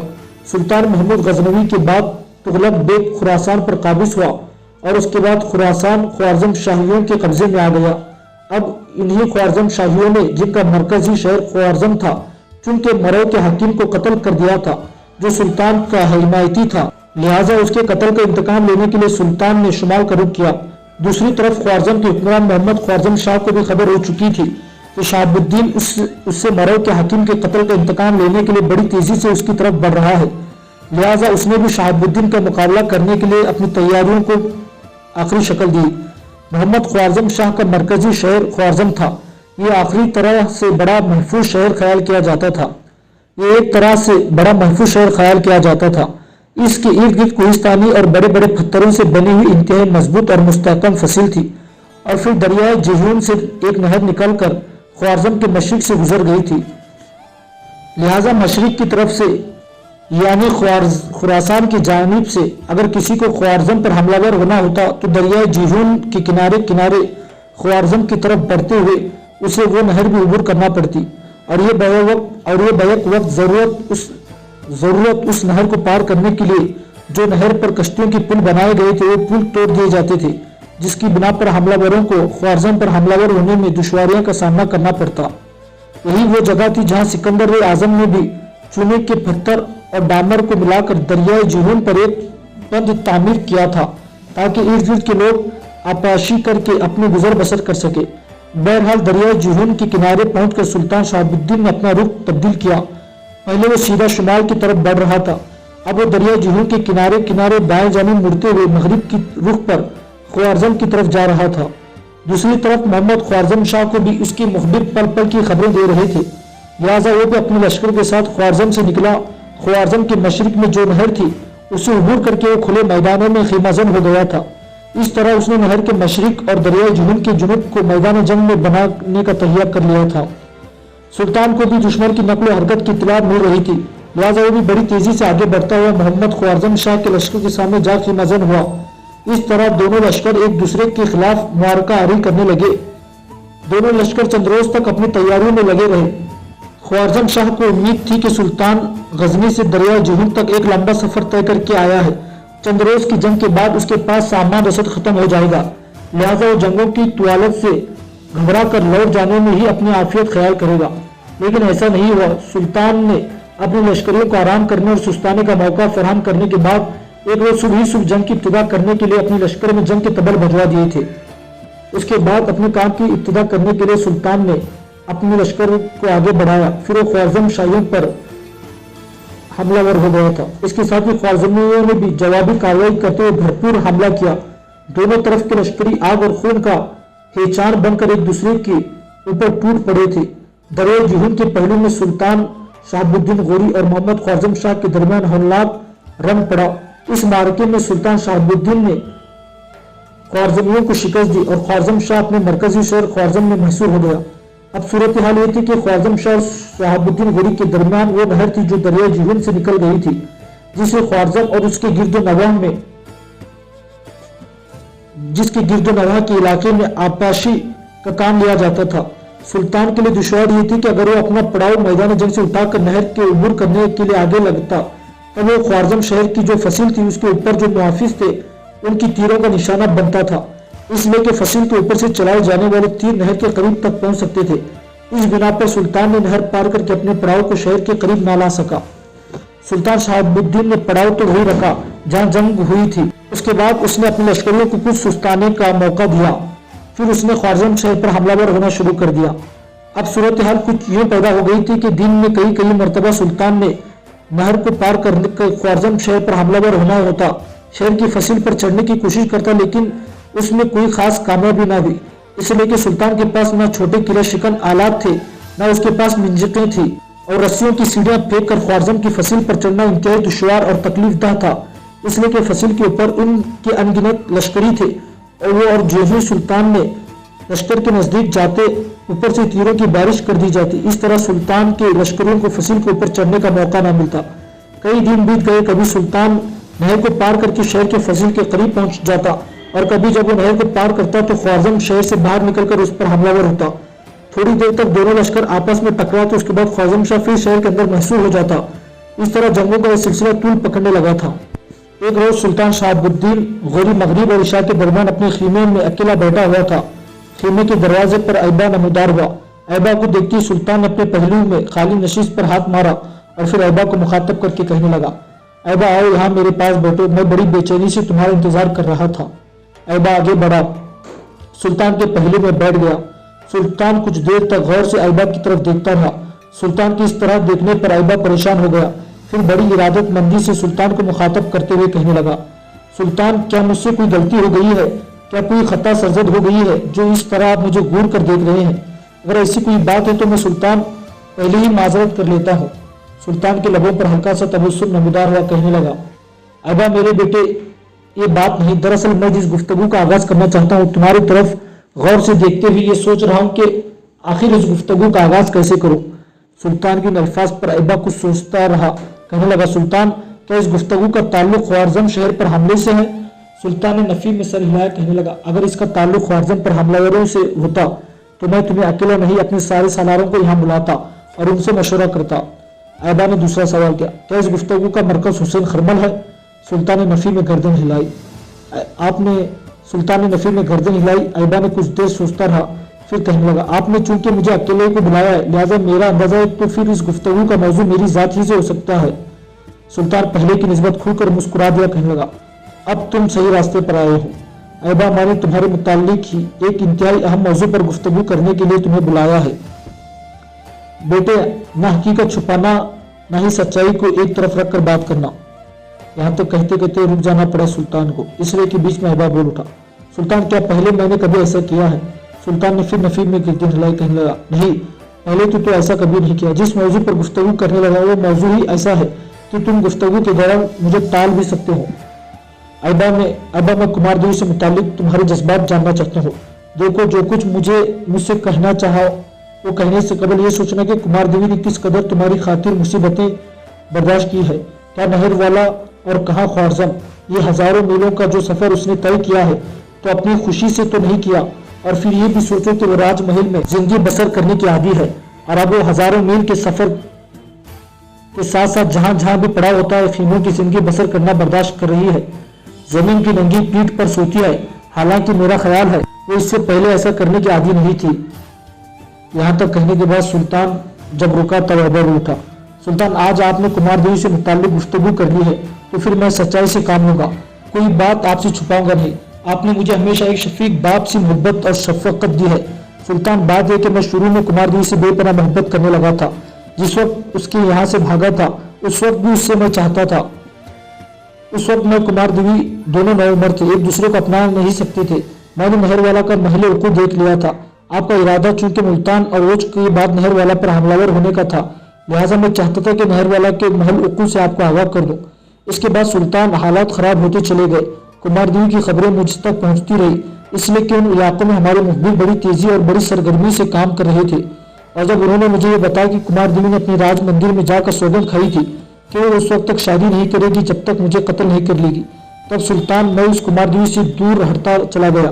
اس کے بعد میری محبت نے دوسرا رخ اختیار کیا اور ان غیر مسلم قبائل کی لڑکی بھاگ کر میرے پاس آ گئی اور میں نے اس سے شادی کر لی۔ آپ جانتے ہیں وہ انتہائی درجے کی خوبصورت، پرخلوص اور وفادار تھی، لیکن میری اور اس کی بدقسمتی کہ ہم زیادہ عرصہ تک ایک دوسرے کا ساتھ نہ دے سکے اور وہ بیچاری بے گناہ ماری گئی۔ سلطان، میں اس بات کو بھی تسلیم کرتا ہوں کہ کمار دیوی نے میرے لیے بڑی تکلیفیں برداشت کی ہے۔ اس نے راج محل کو چھوڑ کر خانہ بدوشوں کی طرح خیمے کی زندگی بسر کرنا پسند کیا۔ سلطان، میں اسے بھی تسلیم کرتا ہوں، اب اس کی جان نثاری اس کی محبت کا اظہار کرنے پہلے مجھ جیسے دور میں داخل کر دیا ہے۔ میں یہ بھی کہوں گا کہ وہ ایک اچھی لڑکی ہے، وفا شعار ہے، انتہا درجے کی خوبصورت ہے۔ سلطان، میں سارا معاملہ آپ پر چھوڑتا ہوں۔ آپ نے ہمیشہ مجھے باپ کی شفقت دی ہے، لہٰذا اس معاملے میں بھی جو فیصلہ آپ کریں گے وہی میرا آخری فیصلہ ہوگا۔ ایبا جب خاموش ہوا تو سلطان کے چہرے پر مسکراہٹ نمودار ہونے لگی۔ فیصلہ تو میں بعد میں دیتا ہوں، پہلے میرے چند سوالوں کا جواب دو۔ پہلے یہ کہو کہ کیا تمہارے دل میں کمار دیوی کی محبت ہے؟ ایبا نے سلطان کی طرف منہ دیکھا، کچھ نہ بولا، تاہم اس بات میں اس نے گردن ہلا دی۔ اس پر سلطان نے بے پناہ خوشی کا اظہار کیا، 2-3 مرتبہ ایبا کا شانہ تھپتھپایا، پھر کہنے لگا، کیا تم مجھ سے شادی کرنا چاہتے ہو؟ سلطان نے تیز نگاہوں سے ایبا کی طرف دیکھتے ہوئے پھر پوچھا۔ ایبا نے پھر پہلے کی طرح اس بات میں گردن ہلائی، ساتھ ہی کہنے لگا، اگر وہ میری زندگی کے ساتھی بنتی ہے تو میں ہمیشہ اس کی رفاقت پر فخر کرتا رہوں گا۔ سلطان تھوڑی دیر تک خاموش رہ کر مسکراتا رہا، پھر کہنے لگا، اگر یہ بات ہے تو پھر تم اسے کیوں تنگ کرتے رہتے ہو؟ کیوں وہ تمہارے پیچھے پیچھے بھاگتی رہی اور تم اس سے اجنبیوں کا سلوک کرتے رہے ہو؟ سلطان، جیسا کہ میں نے آپ سے پہلے گزارش کی کہ اس نے راج مندر میں جا کر قسم کھائی تھی کہ شادی وہ اس وقت کرے گی جب وہ مجھے قتل کر دے گی، ان سارے عوامل کو دیکھتے ہوئے میں نے فی الفور تو اس سے شادی نہیں کر سکتا تھا۔ میں دیکھنا چاہتا تھا کہ یہ واقعی میرے ساتھ مخلص ہے یا یوں ہی میرے قریب آ کر میرا خاتمہ کرنے کے در پہ ہے۔ اس بنا پر میں اس سے بے مروتی کرتا رہا، اجنبیت برتا رہا۔ اور اب اس سے متعلق تمہارا کیا خیال ہے؟ سلطان نے پھر پوچھ لیا تھا۔ ایبا مسکرایا، پھر کہنے لگا، سلطان، اب اس کی طرف سے میرا دل بالکل صاف ہے۔ وہ میرے خلاف کسی قسم کی انتقامی کارروائی نہیں کرنا چاہتی۔ وہ میرے ساتھ مخلص ہے اور انتہا دیانتداری اور خلوص کے ساتھ میری زندگی کا ساتھی بننا چاہتی ہے۔ ایبا جب خاموش ہوا تب سلطان نے اطمینان بھرا ایک لمبا سانس لیا، پھر کہنے لگا، ایبا، تم نے اپنی اس گفتگو سے میرا دل خوش کر دیا ہے۔ میں اس مہم سے فارغ ہونے کے بعد تمہارے اور کمار دیوی کی شادی کا اہتمام کر دوں۔ بیٹے، وہ بیچاری انتہا درجے کی دکھیا ہے، بار بار تمہارے خیمے کی طرف جاتی ہے، کبھی میرے خیمے میں آتی ہے۔ آج بھی آئی تھی، رو رہی تھی بیچاری کہ ایبا مجھ سے صحیح گفتگو نہیں کرتا۔ بہرحال بیٹا، اگر تمہارا دل اس کی طرف سے صاف ہے تو یہ مجھے خوشی کا باعث ہے۔ بیٹے، اگر وہ کبھی تمہارے خیمے میں آ جاتی ہے تو اس سے اجنبیت نہ برتو، اور اب تو تمہیں برتنی بھی نہیں چاہیے۔ تم اقرار کر چکے ہیں کہ تم اسے پسند کرتے ہو۔ ایبا، نہر والا سے وہ اپنے ساتھ کچھ قیمتی اشیاء بھی لائی ہوئی ہے۔ اس کے پاس کافی نقدی بھی ہے، کچھ جوہرات بھی ہے، زیور بھی ہے، خاصی بڑی چرمی خرچی میں ہے۔ یہ ساری چیزیں وہ آج مغرب سے پہلے میرے پاس لے کر آئی تھی۔ وہ چاہتی تھی کہ میں یہ چیزیں سنبھال کر رکھ لوں، لیکن میں نے نہیں لی۔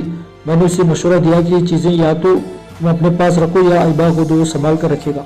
تمہارا نام لینے پر وہ کچھ مایوس اور افسردہ سی ہو گئی تھی، اور جس وقت وہ میرے ساتھ گفتگو کر رہی تھی میں نے دیکھا اس کی آنکھوں میں آنسو تھے، اور اس نے بڑے دکھے ہوئے دل کے ساتھ یہ کہا تھا کہ میں ایبا سے جتنا قریب ہونے کی کوشش کرتی ہوں اتنا ہی وہ مجھ سے دور بھاگتا ہے۔ جب تک سلطان بولتا رہا ایبا ہلکے ہلکے دھیمے دھیمے مسکراتا رہا۔ جب خاموش ہو تب کہنے لگا، سلطان، اب آپ کو کمار دیوی کے سلسلے میں کوئی شکایت نہیں ہوگی۔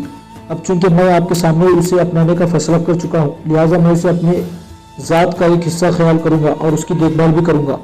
یہاں تک کہنے کے بعد ایبا تھوڑی دیر خاموش رہا، پھر سلطان کی طرف بڑے غور سے دیکھتے ہوئے کہنے لگا، سلطان محترم، جس موضوع پر گفتگو کرنے کے لیے آپ نے مجھے بلایا تھا اس پر تو گفتگو ہو چکی، اب میں بھی آپ کے ساتھ ایک انتہائی اہم موضوع پر گفتگو کرنا چاہتا ہوں۔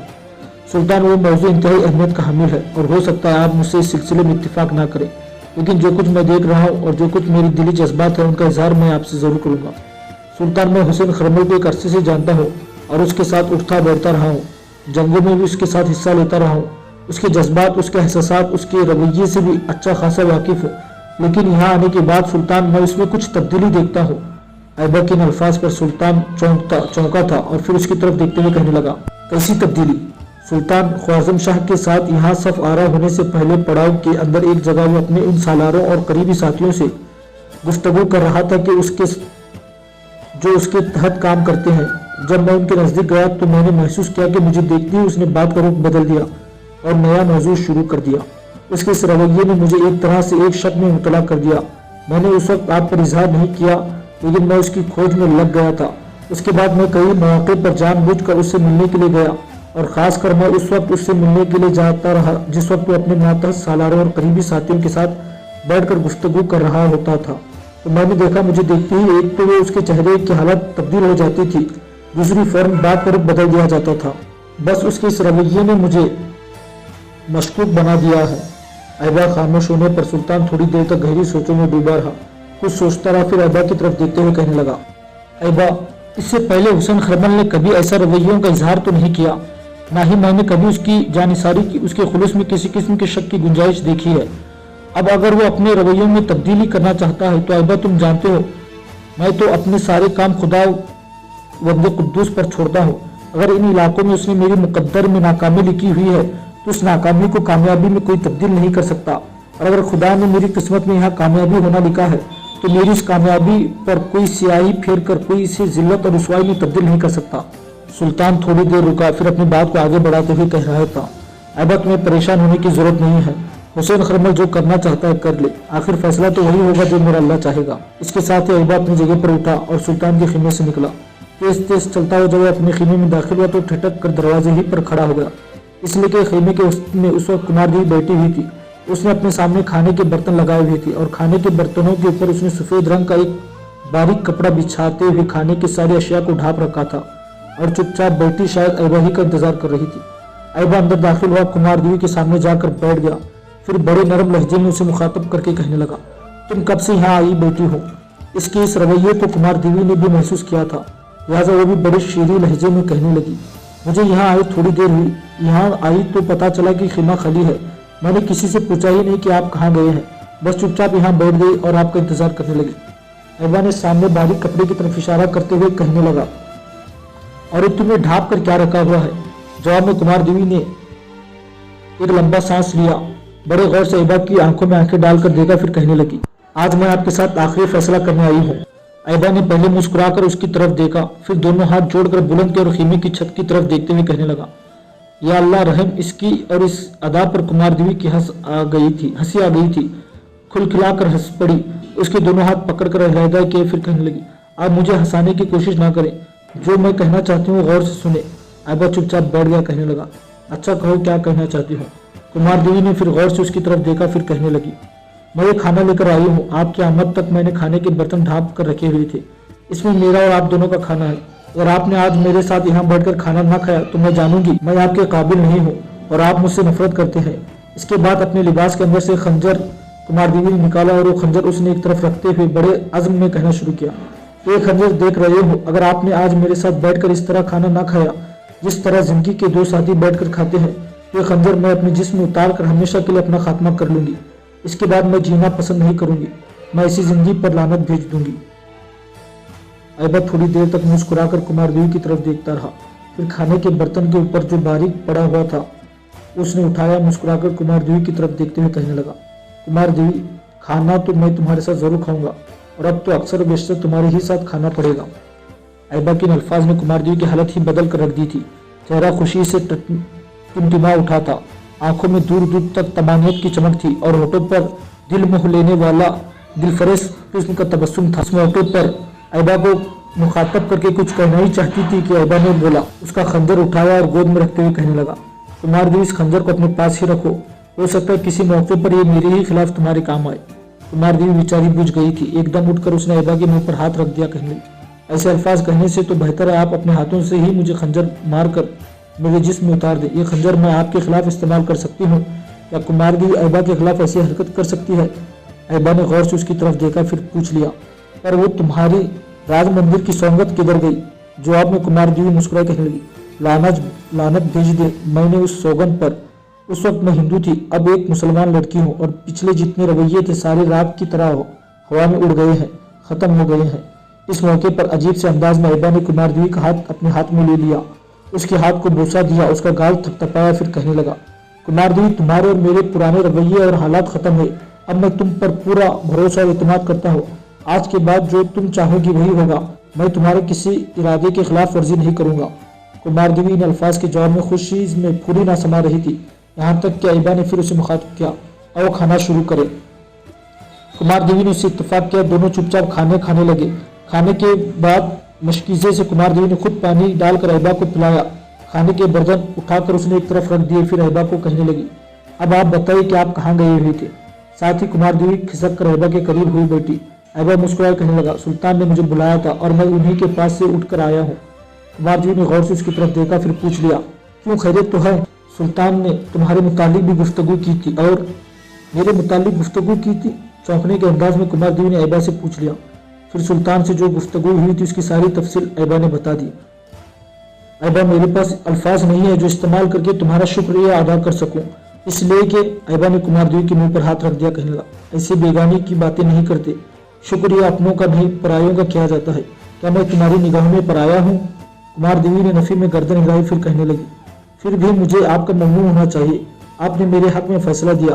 اس کے ساتھ ہی کمار دیوی نے اپنی پشت پر رکھی ایک چرمی خرچی اٹھائی اور وہ ایبا کی گود میں رکھتے ہوئے کہنے لگی یہ ساری چیزیں آپ سنبھال کر رکھیے گا، یہی وہ چیزیں ہیں جو پہلے میں سلطان کے پاس لے کر گئی تھی، لیکن سلطان نے کہا نہیں میں اپنے پاس رکھوں یا ایبا کے پاس رکھواؤں، اب جبکہ ہم دونوں ایک دوسرے کی زندگی کے ساتھی ہیں لہٰذا یہ ساری چیزیں آپ کی حفاظت میں اچھی لگتی ہے۔ جواب میں ایبا مسکرایا، کہنے لگا یہ تھیلی پکڑو، میں تمہیں بتاتا ہوں اس کا کیا کرنا ہے۔ ایبا نے جب کمار دیوی کی تھیلی کی طرف بڑھائی تو کمار دیوی نے تھیلی نہیں پکڑی، کہنے لگی پہلے آپ اس کو کھول کر دیکھیں اس میں کیا ہے۔ اس پر ایبا کہنے لگا مجھے دیکھنے کی ضرورت نہیں، سلطان مجھے بتا چکے اس میں سونے کے سکے ہیں، جواہرات ہوں گے، زیورات ہوں گے اور دوسری قیمتی اشیاء ہوں گی، یہ پکڑو پھر میں تمہیں بتاتا ہوں۔ کمار دیوی نے تھیلی پکڑی، پھر لباس کے اندر سے ایبا نے چابی نکالی اور کمار دیوی کی گود میں رکھتے ہوئے کہنے لگا میری کل کائنات اور کونے میں پڑا ہوا ایک آہنی صندوق ہے، یہ اس کی چابی ہے، اپنی ساری چیزیں اس میں رکھ دو، میرے کپڑے اور دوسری اشیاء بھی اس میں ہیں، میرے پاس جس قدر نقدی یا اثاثہ ہے وہ بھی اس کے اندر ہے، اب یہ چابی تمہارے حوالے، تم جانو چابی جانے اور وہ لوہے کا صندوق جانے۔ ایبا کے الفاظ پر کمار دیوی کی خوشی کی کوئی انتہا نہ تھی، جست لگانے کے انداز میں اٹھ کھڑی ہوئی، خیمے کے کونے میں گئی اور لوہے کا صندوق کھولا، پہلے سارے سامان کا جائزہ لیا، پھر چین دوسری کے اندر رکھی، پھر تالا لگا کر ایبا کے پاس آئی، چابی اس کی طرف بڑھاتے ہوئے کہنے لگی یہ چابی رکھے۔ ایبا نے ہاتھ آگے نہیں بڑھا، کہنے لگا یہ چابی اب تمہارے پاس رہے گی، ان سب چیزوں کی تم ہی حفاظت کرو گی، ان ساری چیزوں کے مالک بھی آج سے تم ہی ہو۔ جواب میں کمار دیوی کھل کھلا کر ہنس دی، پہلے کی طرح جیسے وہ جست لگا کر اٹھی تھی ویسی جست لگا کر بیٹھ گئی۔ دونوں کچھ دیر وہاں بیٹھ کر مختلف موضوعات پر گفتگو کرتے رہے، اس کے بعد کمار دیوی وہاں سے اٹھ کر اپنے خیمے کی طرف چلی گئی تھی۔ جب تک سلطان دریائے جیہون سے نکالی گئی نہر کو عبور کر کے بار بار خوارزم پر حملہ ور ہوتا رہا، اس دوران خوارزم کے حکمران نے سلطان شہاب الدین کے خلاف دو بڑی قوتوں سے مدد طلب کی۔ اس نے ایک تیز رفتار قاصد سمرقند کے حکمران عثمان خان کی طرف روانہ کی اور اس سے مدد طلب کی، کچھ اور قاصد اس نے خطاب کے غیر مسلم ترکوں کے بادشاہ کی طرف بھجوائے، اس سے بھی شہاب الدین کے خلاف اس نے مدد مانگی۔ ان قاصدوں کے جواب میں سلطان پر حملہ ور ہونے کے لیے سمرقند کا حکمران عثمان خان ایک لشکر لے کر نکلا۔ دوسرا خط کہ ترکوں کے غیر مسلم بادشاہ نے اپنے سپہ سالار اعلیٰ قرہ بیگ کو ایک لشکر دے کر بھیجا تاکہ وہ شہاب الدین کے خلاف خوارزم شاہ کی مدد کرے۔ اب صورتحال شہاب الدین کے لیے پیچیدہ ہوتی جا رہی تھی۔ جب مخبروں نے اسے خبر دی کہ خوارزم شاہ کی مدد کے لیے سمرقند کا حکمران عثمان خان اور غیر مسلم ترکوں کے بادشاہ کا سپہ سالار قرہ بیگ بہت بڑے لشکر لے کر خوارزم شاہ کی مدد کے لیے آ رہے ہیں، تب سلطان شہاب الدین نے خوارزم پر حملہ ور ہونا بند کر دیا، اپنے پڑاؤ کو سمٹا اور پھر دریائے جیہون کے کنارے کنارے بلخ شہر کی طرف بڑھا۔ وہ جانتا تھا کہ اگر تینوں قوتیں یکجا ہو کر اس کے سامنے آ گئی تو پھر اس کے لشکر کا بہت زیادہ نقصان ہوگا، اس بنا پر اس نے بلخ کا رخ کیا۔ خوارزم شاہ کو جب خبر ہوئی کہ سلطان شہاب الدین اپنا پڑاؤ ختم کر کے جیہون کے ساتھ ساتھ بلخ کی طرف کوچ کر گیا ہے، تب وہ اپنا لشکر لے کر خوارزم سے نکلا اور شہاب الدین کے پیچھے لگ گیا۔ اتنی دیر تک حالات کی ستم ظرفی کے سامنے کی طرف سے خطا کے غیر مسلم ترکوں کا ہر اول لشکر نمودار ہوا، جبکہ غیر مسلم ترکوں کا باقی لشکر پیچھے تھا۔ یہ صورتحال بڑی نازک تھی، پشت کی جانب سے خوارزم شاہ بڑھتا چلا آ رہا تھا، سامنے کی طرف سے خطا کے ترکوں کا ہر اول پہنچ گیا تھا اور دوسری طرف سمرقند کا حکمران عثمان خان بھی اپنے لشکر کے ساتھ دریائے جیہون کو عبور کرتے ہوئے سلطان شہاب الدین غوری کا رخ کیے ہوئے تھا۔ ان حالات میں شہاب الدین غوری نے حسین خرمل کو تو سامنے غیر مسلم ترکوں کے ہر اول لشکر پر حملہ ور ہونے کے لیے روانہ کیا۔ ایبا کو اس کے حصے کے لشکر کے ساتھ پشت کی جانب سے بڑھنے والے خوارزم شاہ کو روکنے کے لیے روک گیا۔ خطا کے ترکوں پر حسین خرمل بڑی جرأت مندی اور بہادری سے حملہ ور ہوا اور انہیں شکست دے کر پیچھے ہٹنے پر مجبور کر دیا۔ دوسری طرف ایبا بھی آندھی اور طوفان کی طرح خوارزموں کے لشکر پر حملہ ور ہوا اور وقتی طور پر انہیں پسپا ہونے اور پیچھے ہٹنے پر مجبور کر دیا۔ کہتے ہیں کہ خطا کے ترکوں کو پیچھے ہٹنے کے بعد حسین خرمل سلطان شہاب الدین کے پاس آیا اور اسے مخاطب کر کے کہنے لگا خطا کے ترک پیچھے ہٹ گئے ہیں، لہٰذا ہمیں پوری طاقت اور قوت سے ان کا تعاقب کرنا چاہیے، لیکن سلطان نے اس سے اتفاق نہیں کیا، اس لیے کہ وہ خطا کے ترکوں کا صرف ہر اول لشکر تھا اور باقی لشکر پیچھے آ رہا تھا، جبکہ پشت کی جانب سے خوارزم شاہ موجود تھا اور پھر بائیں جانب سے سمرقند کا بادشاہ عثمان خان دریائے جیہون کو عبور کرتے ہوئے شہاب الدین کے لیے مصیبت کا باعث بننے کے درپے تھا۔ کہتے ہیں سلطان نے حسین خرمل کی اس تجویز سے اتفاق نہ کیا اور حسین خرمل نے اب اسے اپنی بے عزتی جانا، لہٰذا سلطان کے پاس سے اٹھ کر وہ باہر چلا گیا، اور جب رات آئی تو اپنی حمایتوں کو لے کر وہ سلطان کا ساتھ چھوڑ کر جزوان کی طرف چلا گیا۔ حسین خرمل چونکہ جزوان کا رہنے والا تھا اور جزوان کے بہت سے لشکری بھی اس وقت سلطان کے لشکر میں شامل تھے، لہٰذا حسین خرمل لگ بھگ 5000 جنگجو کے ساتھ شہاب الدین سے علیحدہ ہو کر اپنے آبائی وطن جزوان کی طرف چلا گیا۔ کچھ مورخ یہ بھی لکھتے ہیں کہ تعاقب نہ کرنے کی وجہ سے حسین خرمل سلطان سے علیحدہ نہیں ہوا۔ وہ کہتے ہیں کہ علیحدگی کی وجہ بالکل ناقابل اعتبار اور بے سروپا ہے۔ جو شخص تجویز پیش کرے کہ خطا کے لشکر فوراً حملہ ور ہو کر اس کا تعاقب کرے، اپنی فتح کو یقینی بنایا جائے، تو سلطان کسی بھی صورت اس کی اس رائے کو رد نہ کرتا۔ مورخین لکھتے ہیں کہ اس کے برخلاف حسین خرمل کی تجویز یہ تھی کہ حسین خرمل 3 دشمنوں سے جنگ نہیں کرنا چاہتا تھا، لہذا اس نے سلطان کو مشورہ دیا کہ ہم ان تینوں قوتوں کا مقابلہ نہیں کر سکتے، لہذا سلطان کو فوراً جنگ ترک کر کے غزنی کا رخ کرنا چاہیے۔ لیکن جب سلطان نے حسین خرمل کی اس تجویز سے اتفاق نہ کیا، تب حسین خرمل کسی بات کو بہانہ بنا کر اپنے 5000 حمایتوں کے ساتھ سلطان سے علیحدہ ہو کر جزوان کی طرف چلا گیا۔ اب صورتحال بڑی گمبھیر ہو گئی تھی۔ 3 بڑے بڑے دشمنوں کے مقابلے میں سلطان شہاب الدین اکیلا تھا، اور پھر تھوڑی ہی دیر بعد دشمن 3 مختلف سمتوں سے اس پر حملہ ور ہونا شروع ہو گئے۔ ایک طرف سے غیر مسلم ترکوں کا سپہ سالار اعلیٰ قرہ بیگ کرب کی سرارت لہروں کی طرح حملہ ور ہوا تھا، دوسری طرف خوارزم شاہ کا بادشاہ محمد خوارزم شاہ جرم جرم کی راکھ کی طرح حملہ ور ہوا تھا، تیسری طرف سے سمرقند کا حکمران عثمان خان بھی بستی بستی پر بیت کی بربادی پھیلاتے ہوئے ویرانوں کی طرح حملہ ور ہوا تھا۔ کم لشکر رکھنے کے باوجود سلطان نے ہمت نہیں ہاری، تینوں دشمنوں کے مقابلے میں جوابی کارروائی کرتے ہوئے وہ بھی تینوں کے لشکر پر جسموں کو چیرتی ہوئی، قلب پر تیر کی، ذہنوں پر مفلسی اور قلب پر کنجی روا طاری کرنے والی حوادثوں کی طرح حملہ ور ہوا تھا۔ دریائے جیحون کے کنارے کچھ دیر تک گھمسان کا رن پڑا، دونوں طرف سے تلواریں برستی رہی، ڈھالیں ابھرتی رہی، تیروں کی بارش ہوتی رہی۔ گھمسان کی جنگ میں اپنے لشکر کے آگے رہتے ہوئے سلطان اور ایبا نے دشمن کا مقابلہ کر رہے تھے۔ لشکر کو انہوں نے تقسیم نہیں کیا تھا، سارے لشکر کو یکجا ہی رہنے دیا تھا۔ اس ہولناک جنگ میں کہتے ہیں کہ سلطان کے محافظ تیروں سے چھلنی ہو کر رہ گئے تھے، اور سلطان کی بھی کئی تیر لگ گئے تھے۔ اس موقع پر جبکہ سلطان کی حالت یہ ہو گئی تھی کہ وہ اپنے گھوڑے پر ڈگمگانے لگا تھا، اور اگر تھوڑی دیر تک کوئی اسے سنبھال نہ لیتا تو وہ اپنے گھوڑے سے گر جاتا۔ مورخین لکھتے ہیں کہ اس موقع پر ایبا نے سلطان کی حالت دیکھ لی تھی، اپنے گھوڑے کو دوڑاتا ہوا سلطان کے قریب گیا، جست لگا کر سلطان کے پیچھے بیٹھا، گھوڑے کا رخ موڑا اور قریبی قلعے اندر خود کی طرف چلا گیا۔ اس کا گھوڑا اس کے پیچھے پیچھے جا رہا تھا۔ سارے لشکریوں کو اس نے اپنے پیچھے پیچھے آنے کا حکم دیا تاکہ قریبی قلعہ اند خود میں محصور ہو کر دشمن کا مقابلہ کیا جا سکے۔ ایبا سلطان شہاب الدین کو لے کر قلعے میں محصور ہو گیا۔ بچے کچے لشکری بھی سارے اپنی ضرورت کا سامان لے کر قلعے کے اندر منتقل ہو گئے اور قلعے کے دروازے بند کر دیے گئے۔ لشکری فی الفور قلعے کی فصیل کے اوپر برجوں کے اندر گھاٹ میں بیٹھ گئے تھے تاکہ اگر کوئی قلعے کے اوپر چڑھنے کی کوشش کرے تو اس پر تیر اندازی کر کے اسے پیچھے ہٹنے پر مجبور کر دیا جائے۔ سلطان شہاب الدین کو لے کر ایبا جب فصیل کی سیڑھیوں کے قریب آیا تب سلطان نے اسے گھوڑا روکنے کے لیے کہا۔ اس موقع پر کچھ سالار بھاگتے ہوئے سلطان کے قریب گئے، باقی بچے کچھ لشکریوں کو فصیل کے اوپر استوار کر چکے تھے۔ اس موقع پر ایک طرف سے بھاگتی ہوئی کچھ عورتیں بھی وہاں جمع ہو گئی اور ان کے اندر کمار دیوی بھی تھی۔ سلطان کے کہنے پر ایبا نے گھوڑے کو روک دیا، پھر ایبا کو مخاطب کر کے کہنے لگا، ایبا پہلے تو میں تمہارا شکر ادا کرتا ہوں کہ تم جنگ سے مجھے بخیریت یہاں لے کر آئے۔ بیٹے میں کوئی زیادہ زخمی نہیں ہوں، تم جانتے ہو دشمن کے بہت سے تیر میرے لگے لیکن میرے ذرہ کو نقصان نہیں پہنچا سکے۔ تم نیچے اترو، اس کے بعد میں نیچے اترتا ہوں۔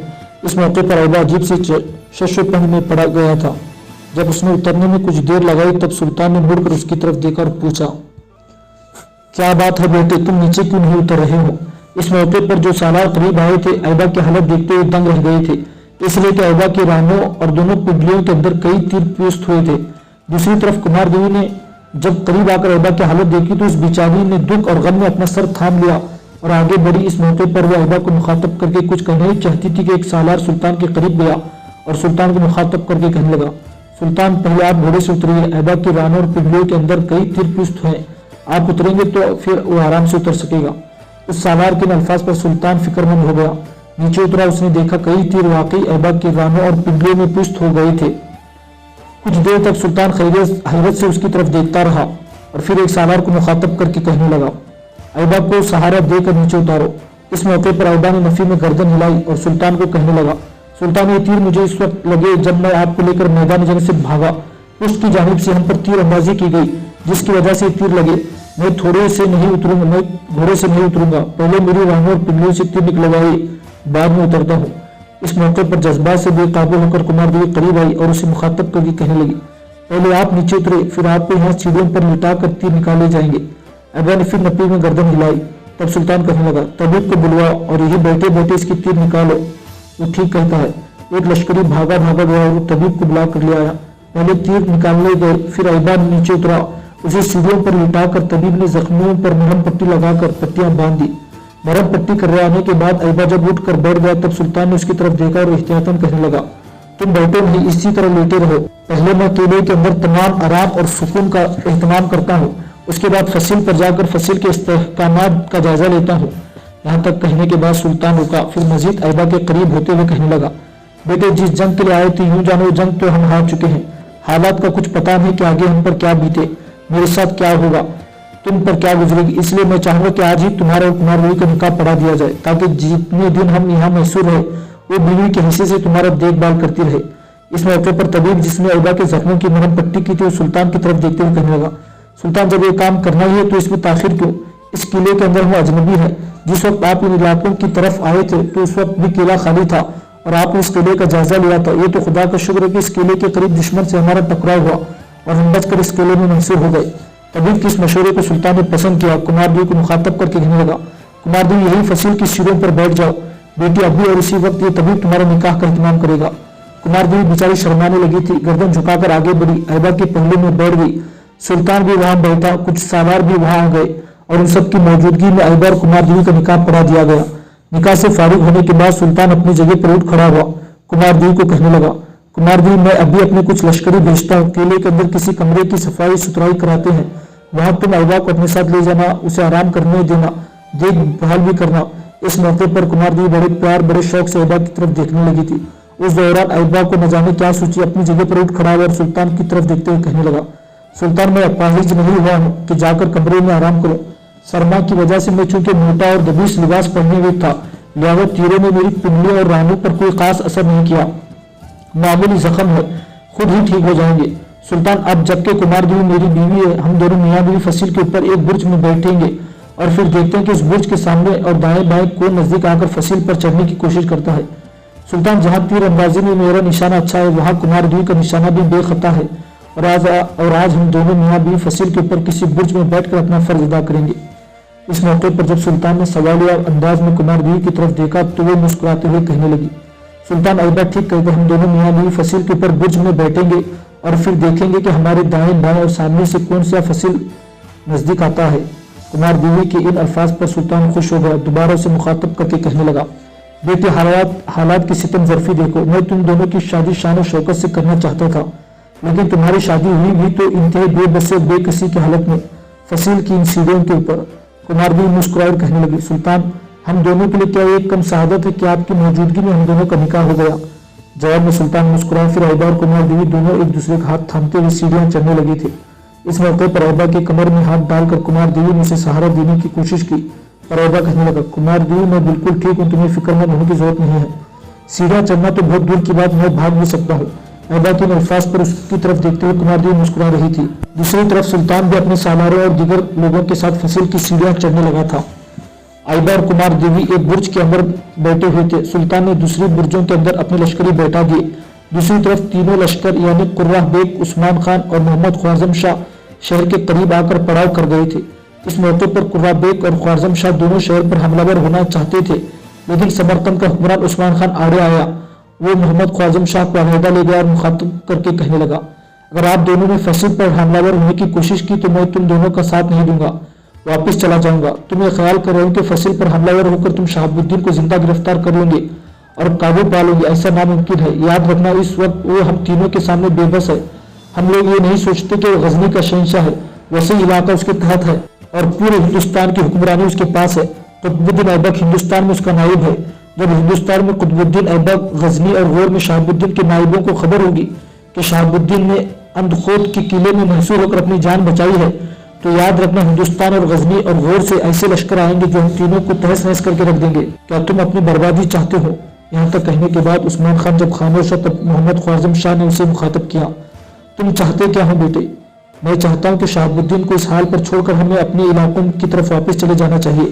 آج وہ ہمارے سامنے بے بس ہو گیا ہے تو یاد رکھے کل وہ ہم تینوں کو اپنے سامنے بے بس کر سکتا ہے، اور پھر میں آپ کو یہ علیحدگی اس لیے بلایا ہوں کہ غیر مسلم ترک تو چاہیں گے کہ ہم آپس میں لڑ کر ایک دوسرے کو فنا کر دیں اور انہیں فوائد حاصل ہو، وہ تو چاہیں گے کہ انہیں مال غنیمت میں سے زیادہ حصہ ملے۔ اس لیے میں آپ کو سمجھاتا ہوں کہ جنگ ترک کر دی جائے، شہاب الدین کو اس کے حال پر چھوڑ کر ہم اپنی لشکر واپس لے جائیں، پھر زیادتی بھی آپ کی ہے، اس لیے کہ نہ آپ مرو شہر پر حملہ ور ہو کر وہاں کے حاکم کو قتل کرتے اور نہ شہاب الدین غزنی سے ان علاقوں کا رخ کرتا۔ عثمان خان کے الفاظ سے محمد خوارزم شاہ کچھ فکر مند ہو گیا تھا، کہنے لگا تمہاری بات تو ٹھیک ہے، لیکن اگر ہم یہاں سے ہٹ جائیں، اپنی لشکر لے کر واپس چلے جائیں اور شہاب الدین یہاں سے نکل کر واپس جائے اور پھر تیاری کر کے ہم پر حملہ ور ہو کر نقصان پہنچائے تو پھر کون ذمہ دار ہوگا؟ اس پر عثمان خان کہنے لگا، میں خود سلطان سے جا کر قلعے میں ملتا ہوں اور بات کو ختم کرواتا ہوں۔ محمد خوارزم شاہ نے اس سے اتفاق کیا۔ اس کے بعد عثمان خان اپنے چند محافظوں کے ساتھ انخود کے قلعے میں داخل ہوا۔ سلطان بڑے پرتباک انداز میں ملا۔ عثمان خان نے محمد خوارزم شاہ کی طرف سے معذرت طلب کی، غلطی سے مرو کا حاکم کو ختم کر دیا گیا تھا، اس سے بھی معذرت طلب کی۔ عثمان خان نے سلطان شہاب الدین سے صلح کر لی، معاملہ رفع دفع ہو گیا۔ عثمان خان اور قرہ بیگ اور محمد خوارزم شاہ اپنے اپنے لشکروں کو لے کر اپنے اپنے علاقوں کی طرف چلے گئے۔ یہ جنگ اپنے انجام کو پہنچی۔ سلطان نے بچے کچے لشکر کے ساتھ چندیان تک انخون میں قیام کیا، اس کے بعد وہاں سے نکل کر غزنی کی طرف چلا گیا۔ خوارزم کے حکمران محمد خوارزم شاہ کو فکر لاحق تھی کہ غزنی پہنچ کر سلطان اپنی طاقت کو جمع کر کے ہندوستان تک پھیلے ہوئے لشکریوں کو یکجا کر کے ایک بار پھر اس پر حملہ ور ہوگا اور اپنی گزشتہ پسپائی کا انتقام ضرور لینے کی کوشش کرے گا۔ انہی خیالات کے تحت اس نے تحائف دے کر قاصد سلطان شہاب الدین کی طرف روانہ کیے۔ ایک قاصد غزنی پہنچے اور محمد خوارزم شاہ کی طرف سے سلطان کی خدمت میں صلح کی درخواست پیش کی، جو سلطان نے منظور کر لی۔ اس طرح دونوں مسلمان حکمرانوں کے درمیان صلح ہو گئی اور آئندہ کے لیے سلطان نے خوارزم پر حملہ ور ہونے کا ارادہ ملتوی کر دیا۔ اسی دوران ہندوستان میں غیر مسلم کھوکھروں نے جگہ جگہ حملہ ور ہو کر تباہی اور بربادی کا کھیل کھیلنا شروع کر دیا تھا۔ لوٹ مار اور رہزنی کو انہوں نے ایک طرح سے اپنا پیشہ بنا لیا تھا۔ آتے جاتے قافلوں کو لوٹ لیتے۔ قطب الدین ایبک چونکہ دہلی میں تھا اور سلطان خوارزمیوں کی طرف جانے کے بعد کھوکھروں کو کھلی چھٹی مل گئی تھی، لہٰذا انہوں نے چاروں طرف تباہی کا کھیل کھیلنا شروع کر دیا تھا۔ راستوں اور شاہروں کو انہوں نے پرخطر اور ویران بنا کر رکھ دیا تھا۔ آخر ان کھوکھروں کو شکست اور یہ ان کی ترکتاز اور تباہی اور بربادی کے کھیل کی خبریں سلطان تک غزنی پہنچنا شروع ہو گئی۔ تب ان کی سرگوبی کرنے کا فیصلہ کر لیا اور ایبا اور کمار دیوی نے اس وقت تک سلطان کے پاس غزنی ہی میں قیام کیا ہوا تھا۔ سلطان نے اپنے لشکر کو پہلے استوار کیا، پھر اس کے بعد تیز رفتار قاصد قطب الدین ایبک کے پاس دہلی روانہ کیے۔ قطب الدین ایبک کو حکم دیا کہ سلطان خود ایک لشکر کے ساتھ غزنی سے روانہ ہونے لگا ہے۔ قطب الدین ایبک بھی ایک لشکر لے کر مغرب کا رخ کرے تاکہ کھوکھروں پر حملہ ہو کر انہیں راہ راست پر لایا جا سکے اور لوگوں کی جان اور مال کو محفوظ کیا جا سکے۔ اس پیغام کے ساتھ سلطان شہاب الدین اور ایبا اپنے لشکر کو ساتھ لے کر غزنی سے روانہ ہوئے اور دوسری طرف قطب الدین اپنے لشکر کو لے کر دہلی سے روانہ ہوا۔ اس طرح سلطان اور قطب الدین کو ساتھ ملا کر کھوکھروں کے خلاف حرکت میں آنے کا ارادہ کر لیا تھا۔ قطب الدین جس وقت اپنے لشکر کے ساتھ لاہور پہنچا تو سلطان پہلے ہی اپنے لشکر کے ساتھ وہاں خیمہ زن ہو چکا تھا۔ سلطان اور ایبا اور دوسرے سالاروں نے بہترین انداز میں قطب الدین کا استقبال کیا۔ قطب الدین ایبک کا لشکر بھی سلطان کے لشکر کے پہلے میں خیمہ زن ہوا۔ اس موقع پر بڑی ہمدردی اور ارادت مندی میں قطب الدین نے سلطان کو مخاطب کر کے کہنے لگا، سلطان مجھے خوارزم کے حالات سن کر بڑا دکھ ہوا۔ جب حسین خرمل اپنے آدمیوں کو علیحدہ لے ہو گیا تو اپنے دشمن سے جنگ کی ابتدا نہیں کرنی تھی۔ میری طرف قاصد بھجواتے یا غزنی قاصد روانہ کرتے، مزید لشکری طلب کرتے۔ اگر ایسا ہو جاتا تو یقیناً ہم ان تینوں قوتوں کو اپنے سامنے زیر کرنے میں کامیاب ہو جاتے۔ قطب الدین کے الفاظ پر سلطان نے اپنی خوشی کا اظہار کیا اور اس کی پیٹھ تھپتھپائی کہنے لگا، قطب الدین جو بات گزر گئی اس پر پچھتاوا نہیں کرنا چاہیے۔ یوں جانو وہ پسپائی ہمارے مقدر میں لکھی تھی، خداوند قدوس نے ہمیں وہ دن دکھایا۔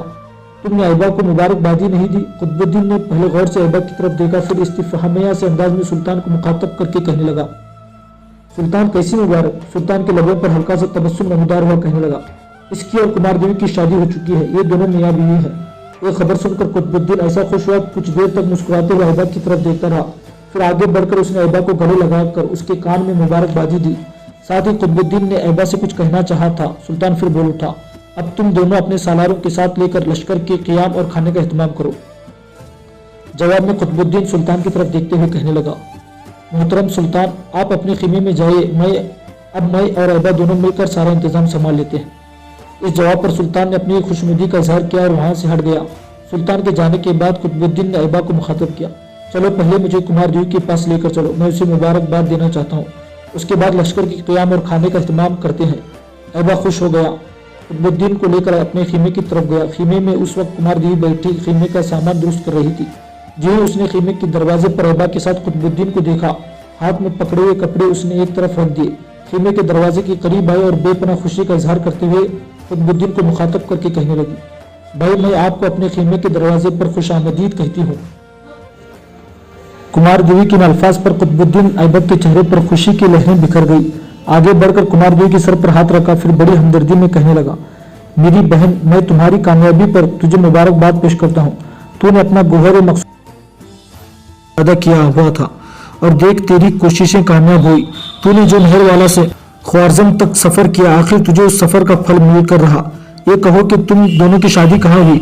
इस पर ऐबा ने मुख्तसर अल्फाज में अंधखुद किले की सीढ़ियों पर इंतहाई बेबसी की हालत में जो निकाह हुआ था उसकी तफसील बता दी। ये तफसील जानकर कुतुबुद्दीन थोड़ी देर तक खामोश रहा, दोनों की तरफ बड़ी हमदर्दी से देखता रहा। फिर कुमार देवी को मुखातब करके कहने लगा, कुमार देवी मेरी बहन, तुम दोनों का निकाह इंतहाई कमसरपी की हालत में हुआ, जिसका मुझे दुख और अफसोस है। काश हालात ऐसे होते कि मैं दिल्ली में तुम्हारी शादी का शाया निशान तरीके से एहतमाम करता, या सुल्तान गजनी में होता तो तुम्हारी शादी का एहतमाम पूरे तंजुक और एहतिशाम से कराता। बहरहाल तुम दोनों एक दूसरे की जिंदगी के साथी बन गए हो, तुम्हारे लिए यही काफी है। इसके साथ ही अपने लिबास के अंदर से कुतुबुद्दीन ऐबक ने नकदी की एक थैली निकाली। वो थैली उसने कुमार देवी की तरफ बढ़ाई, फिर कहने लगा, मेरी बहन, अगर तुम्हारी शादी मेरे पास मेरी निगरानी में होती तो मैं तुम्हें बहुत कुछ देता। अब भी तुम दोनों की शादी के बाद मेरी मुलाकात तुम दोनों से उस वक्त हो रही है जब हम खोखरों के खिलाफ मुहिम की इफ्ताह करने वाले हैं।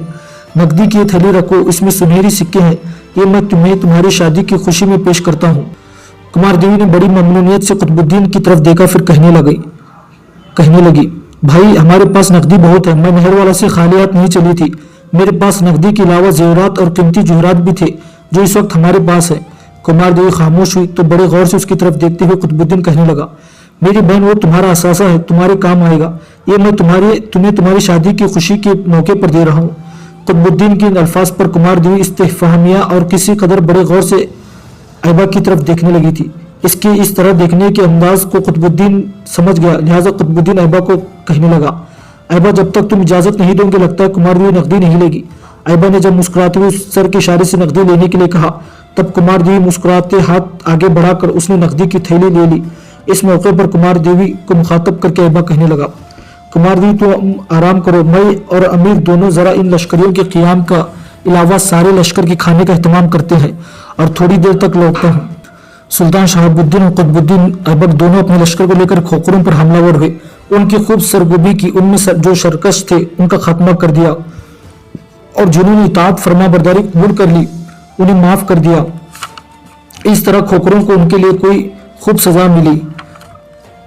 इसी दौर में खोखरों के अंदर जो मुस्लिम मुबलिग इस्लाम की तबलीग के लिए काम कर रहा था, उसकी तबलीग की वजह से खोखरों में कुछ ने इस्लाम कबूल कर लिया।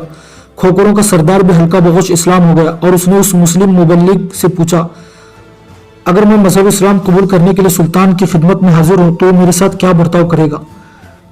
इस पर उस मुबल्लिग ने खोखरों के सरदार को यकीन दिला दिया कि मुसलमानों का सुल्तान तुझे इस हालत में देखकर बहुत खुश होगा और ये भी हो सकता है कि जिन इलाकों में तुम लोग आबाद हो यहाँ की हुकूमत तुम्हारे सुपुर्द कर दे। इस मुबल्लिग के साथ इस गुफ्तगू के बाद खोखरों का सरदार मुतमईन हो गया। उस मुबल्लिग ने उस सारी कैफियत को एक खत के जरिए सुल्तान के सामने पेश किया। कहते हैं कि उस मुबल्लिग का एक खत मिलते ही सुल्तान ने एक मुझसे कमरा बंद और किरा बहा खलात खोखरों के सरदार के लिए भिजवाई और उसे अपने दरबार में तलब किया। खोखरों का सरदार सुल्तान की खिदमत में हाजिर होकर मुशर्रफ ब इस्लाम हुआ और सुल्तान ने उसके नाम कोहिस्तानी इलाकों की फरमान नवाई का हाकिम भी जारी कर दिया। इस तरह शहाबुद्दीन से मिलकर वो सरदार लौटा और अपनी कौम में एक बड़े हिस्से को उसने इस्लाम की तरफ रागिब कर लिया। लेकिन थोड़े बहुत खोखर अब भी गैर मुस्लिम और गैर मजहबी रहे।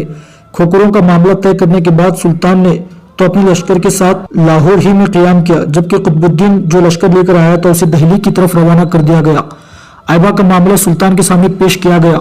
जब ऐबा ने कहा कि वो दिल्ली का रुख करना चाहता है, तब सुल्तान ने ऐबा और कुमार देवी को कुतुबुद्दीन के साथ दिल्ली जाने की इजाजत दे दी। सुल्तान शहाबुद्दीन ने चंद रोज लाहौर में क़याम करने के बाद वहां से कूच किया और गजनी का रुख किया। 2 शाबान 602 हिजरी को सुल्तान ने अपने लश्कर के साथ दरिया सिंध के किनारे पड़ाव किया।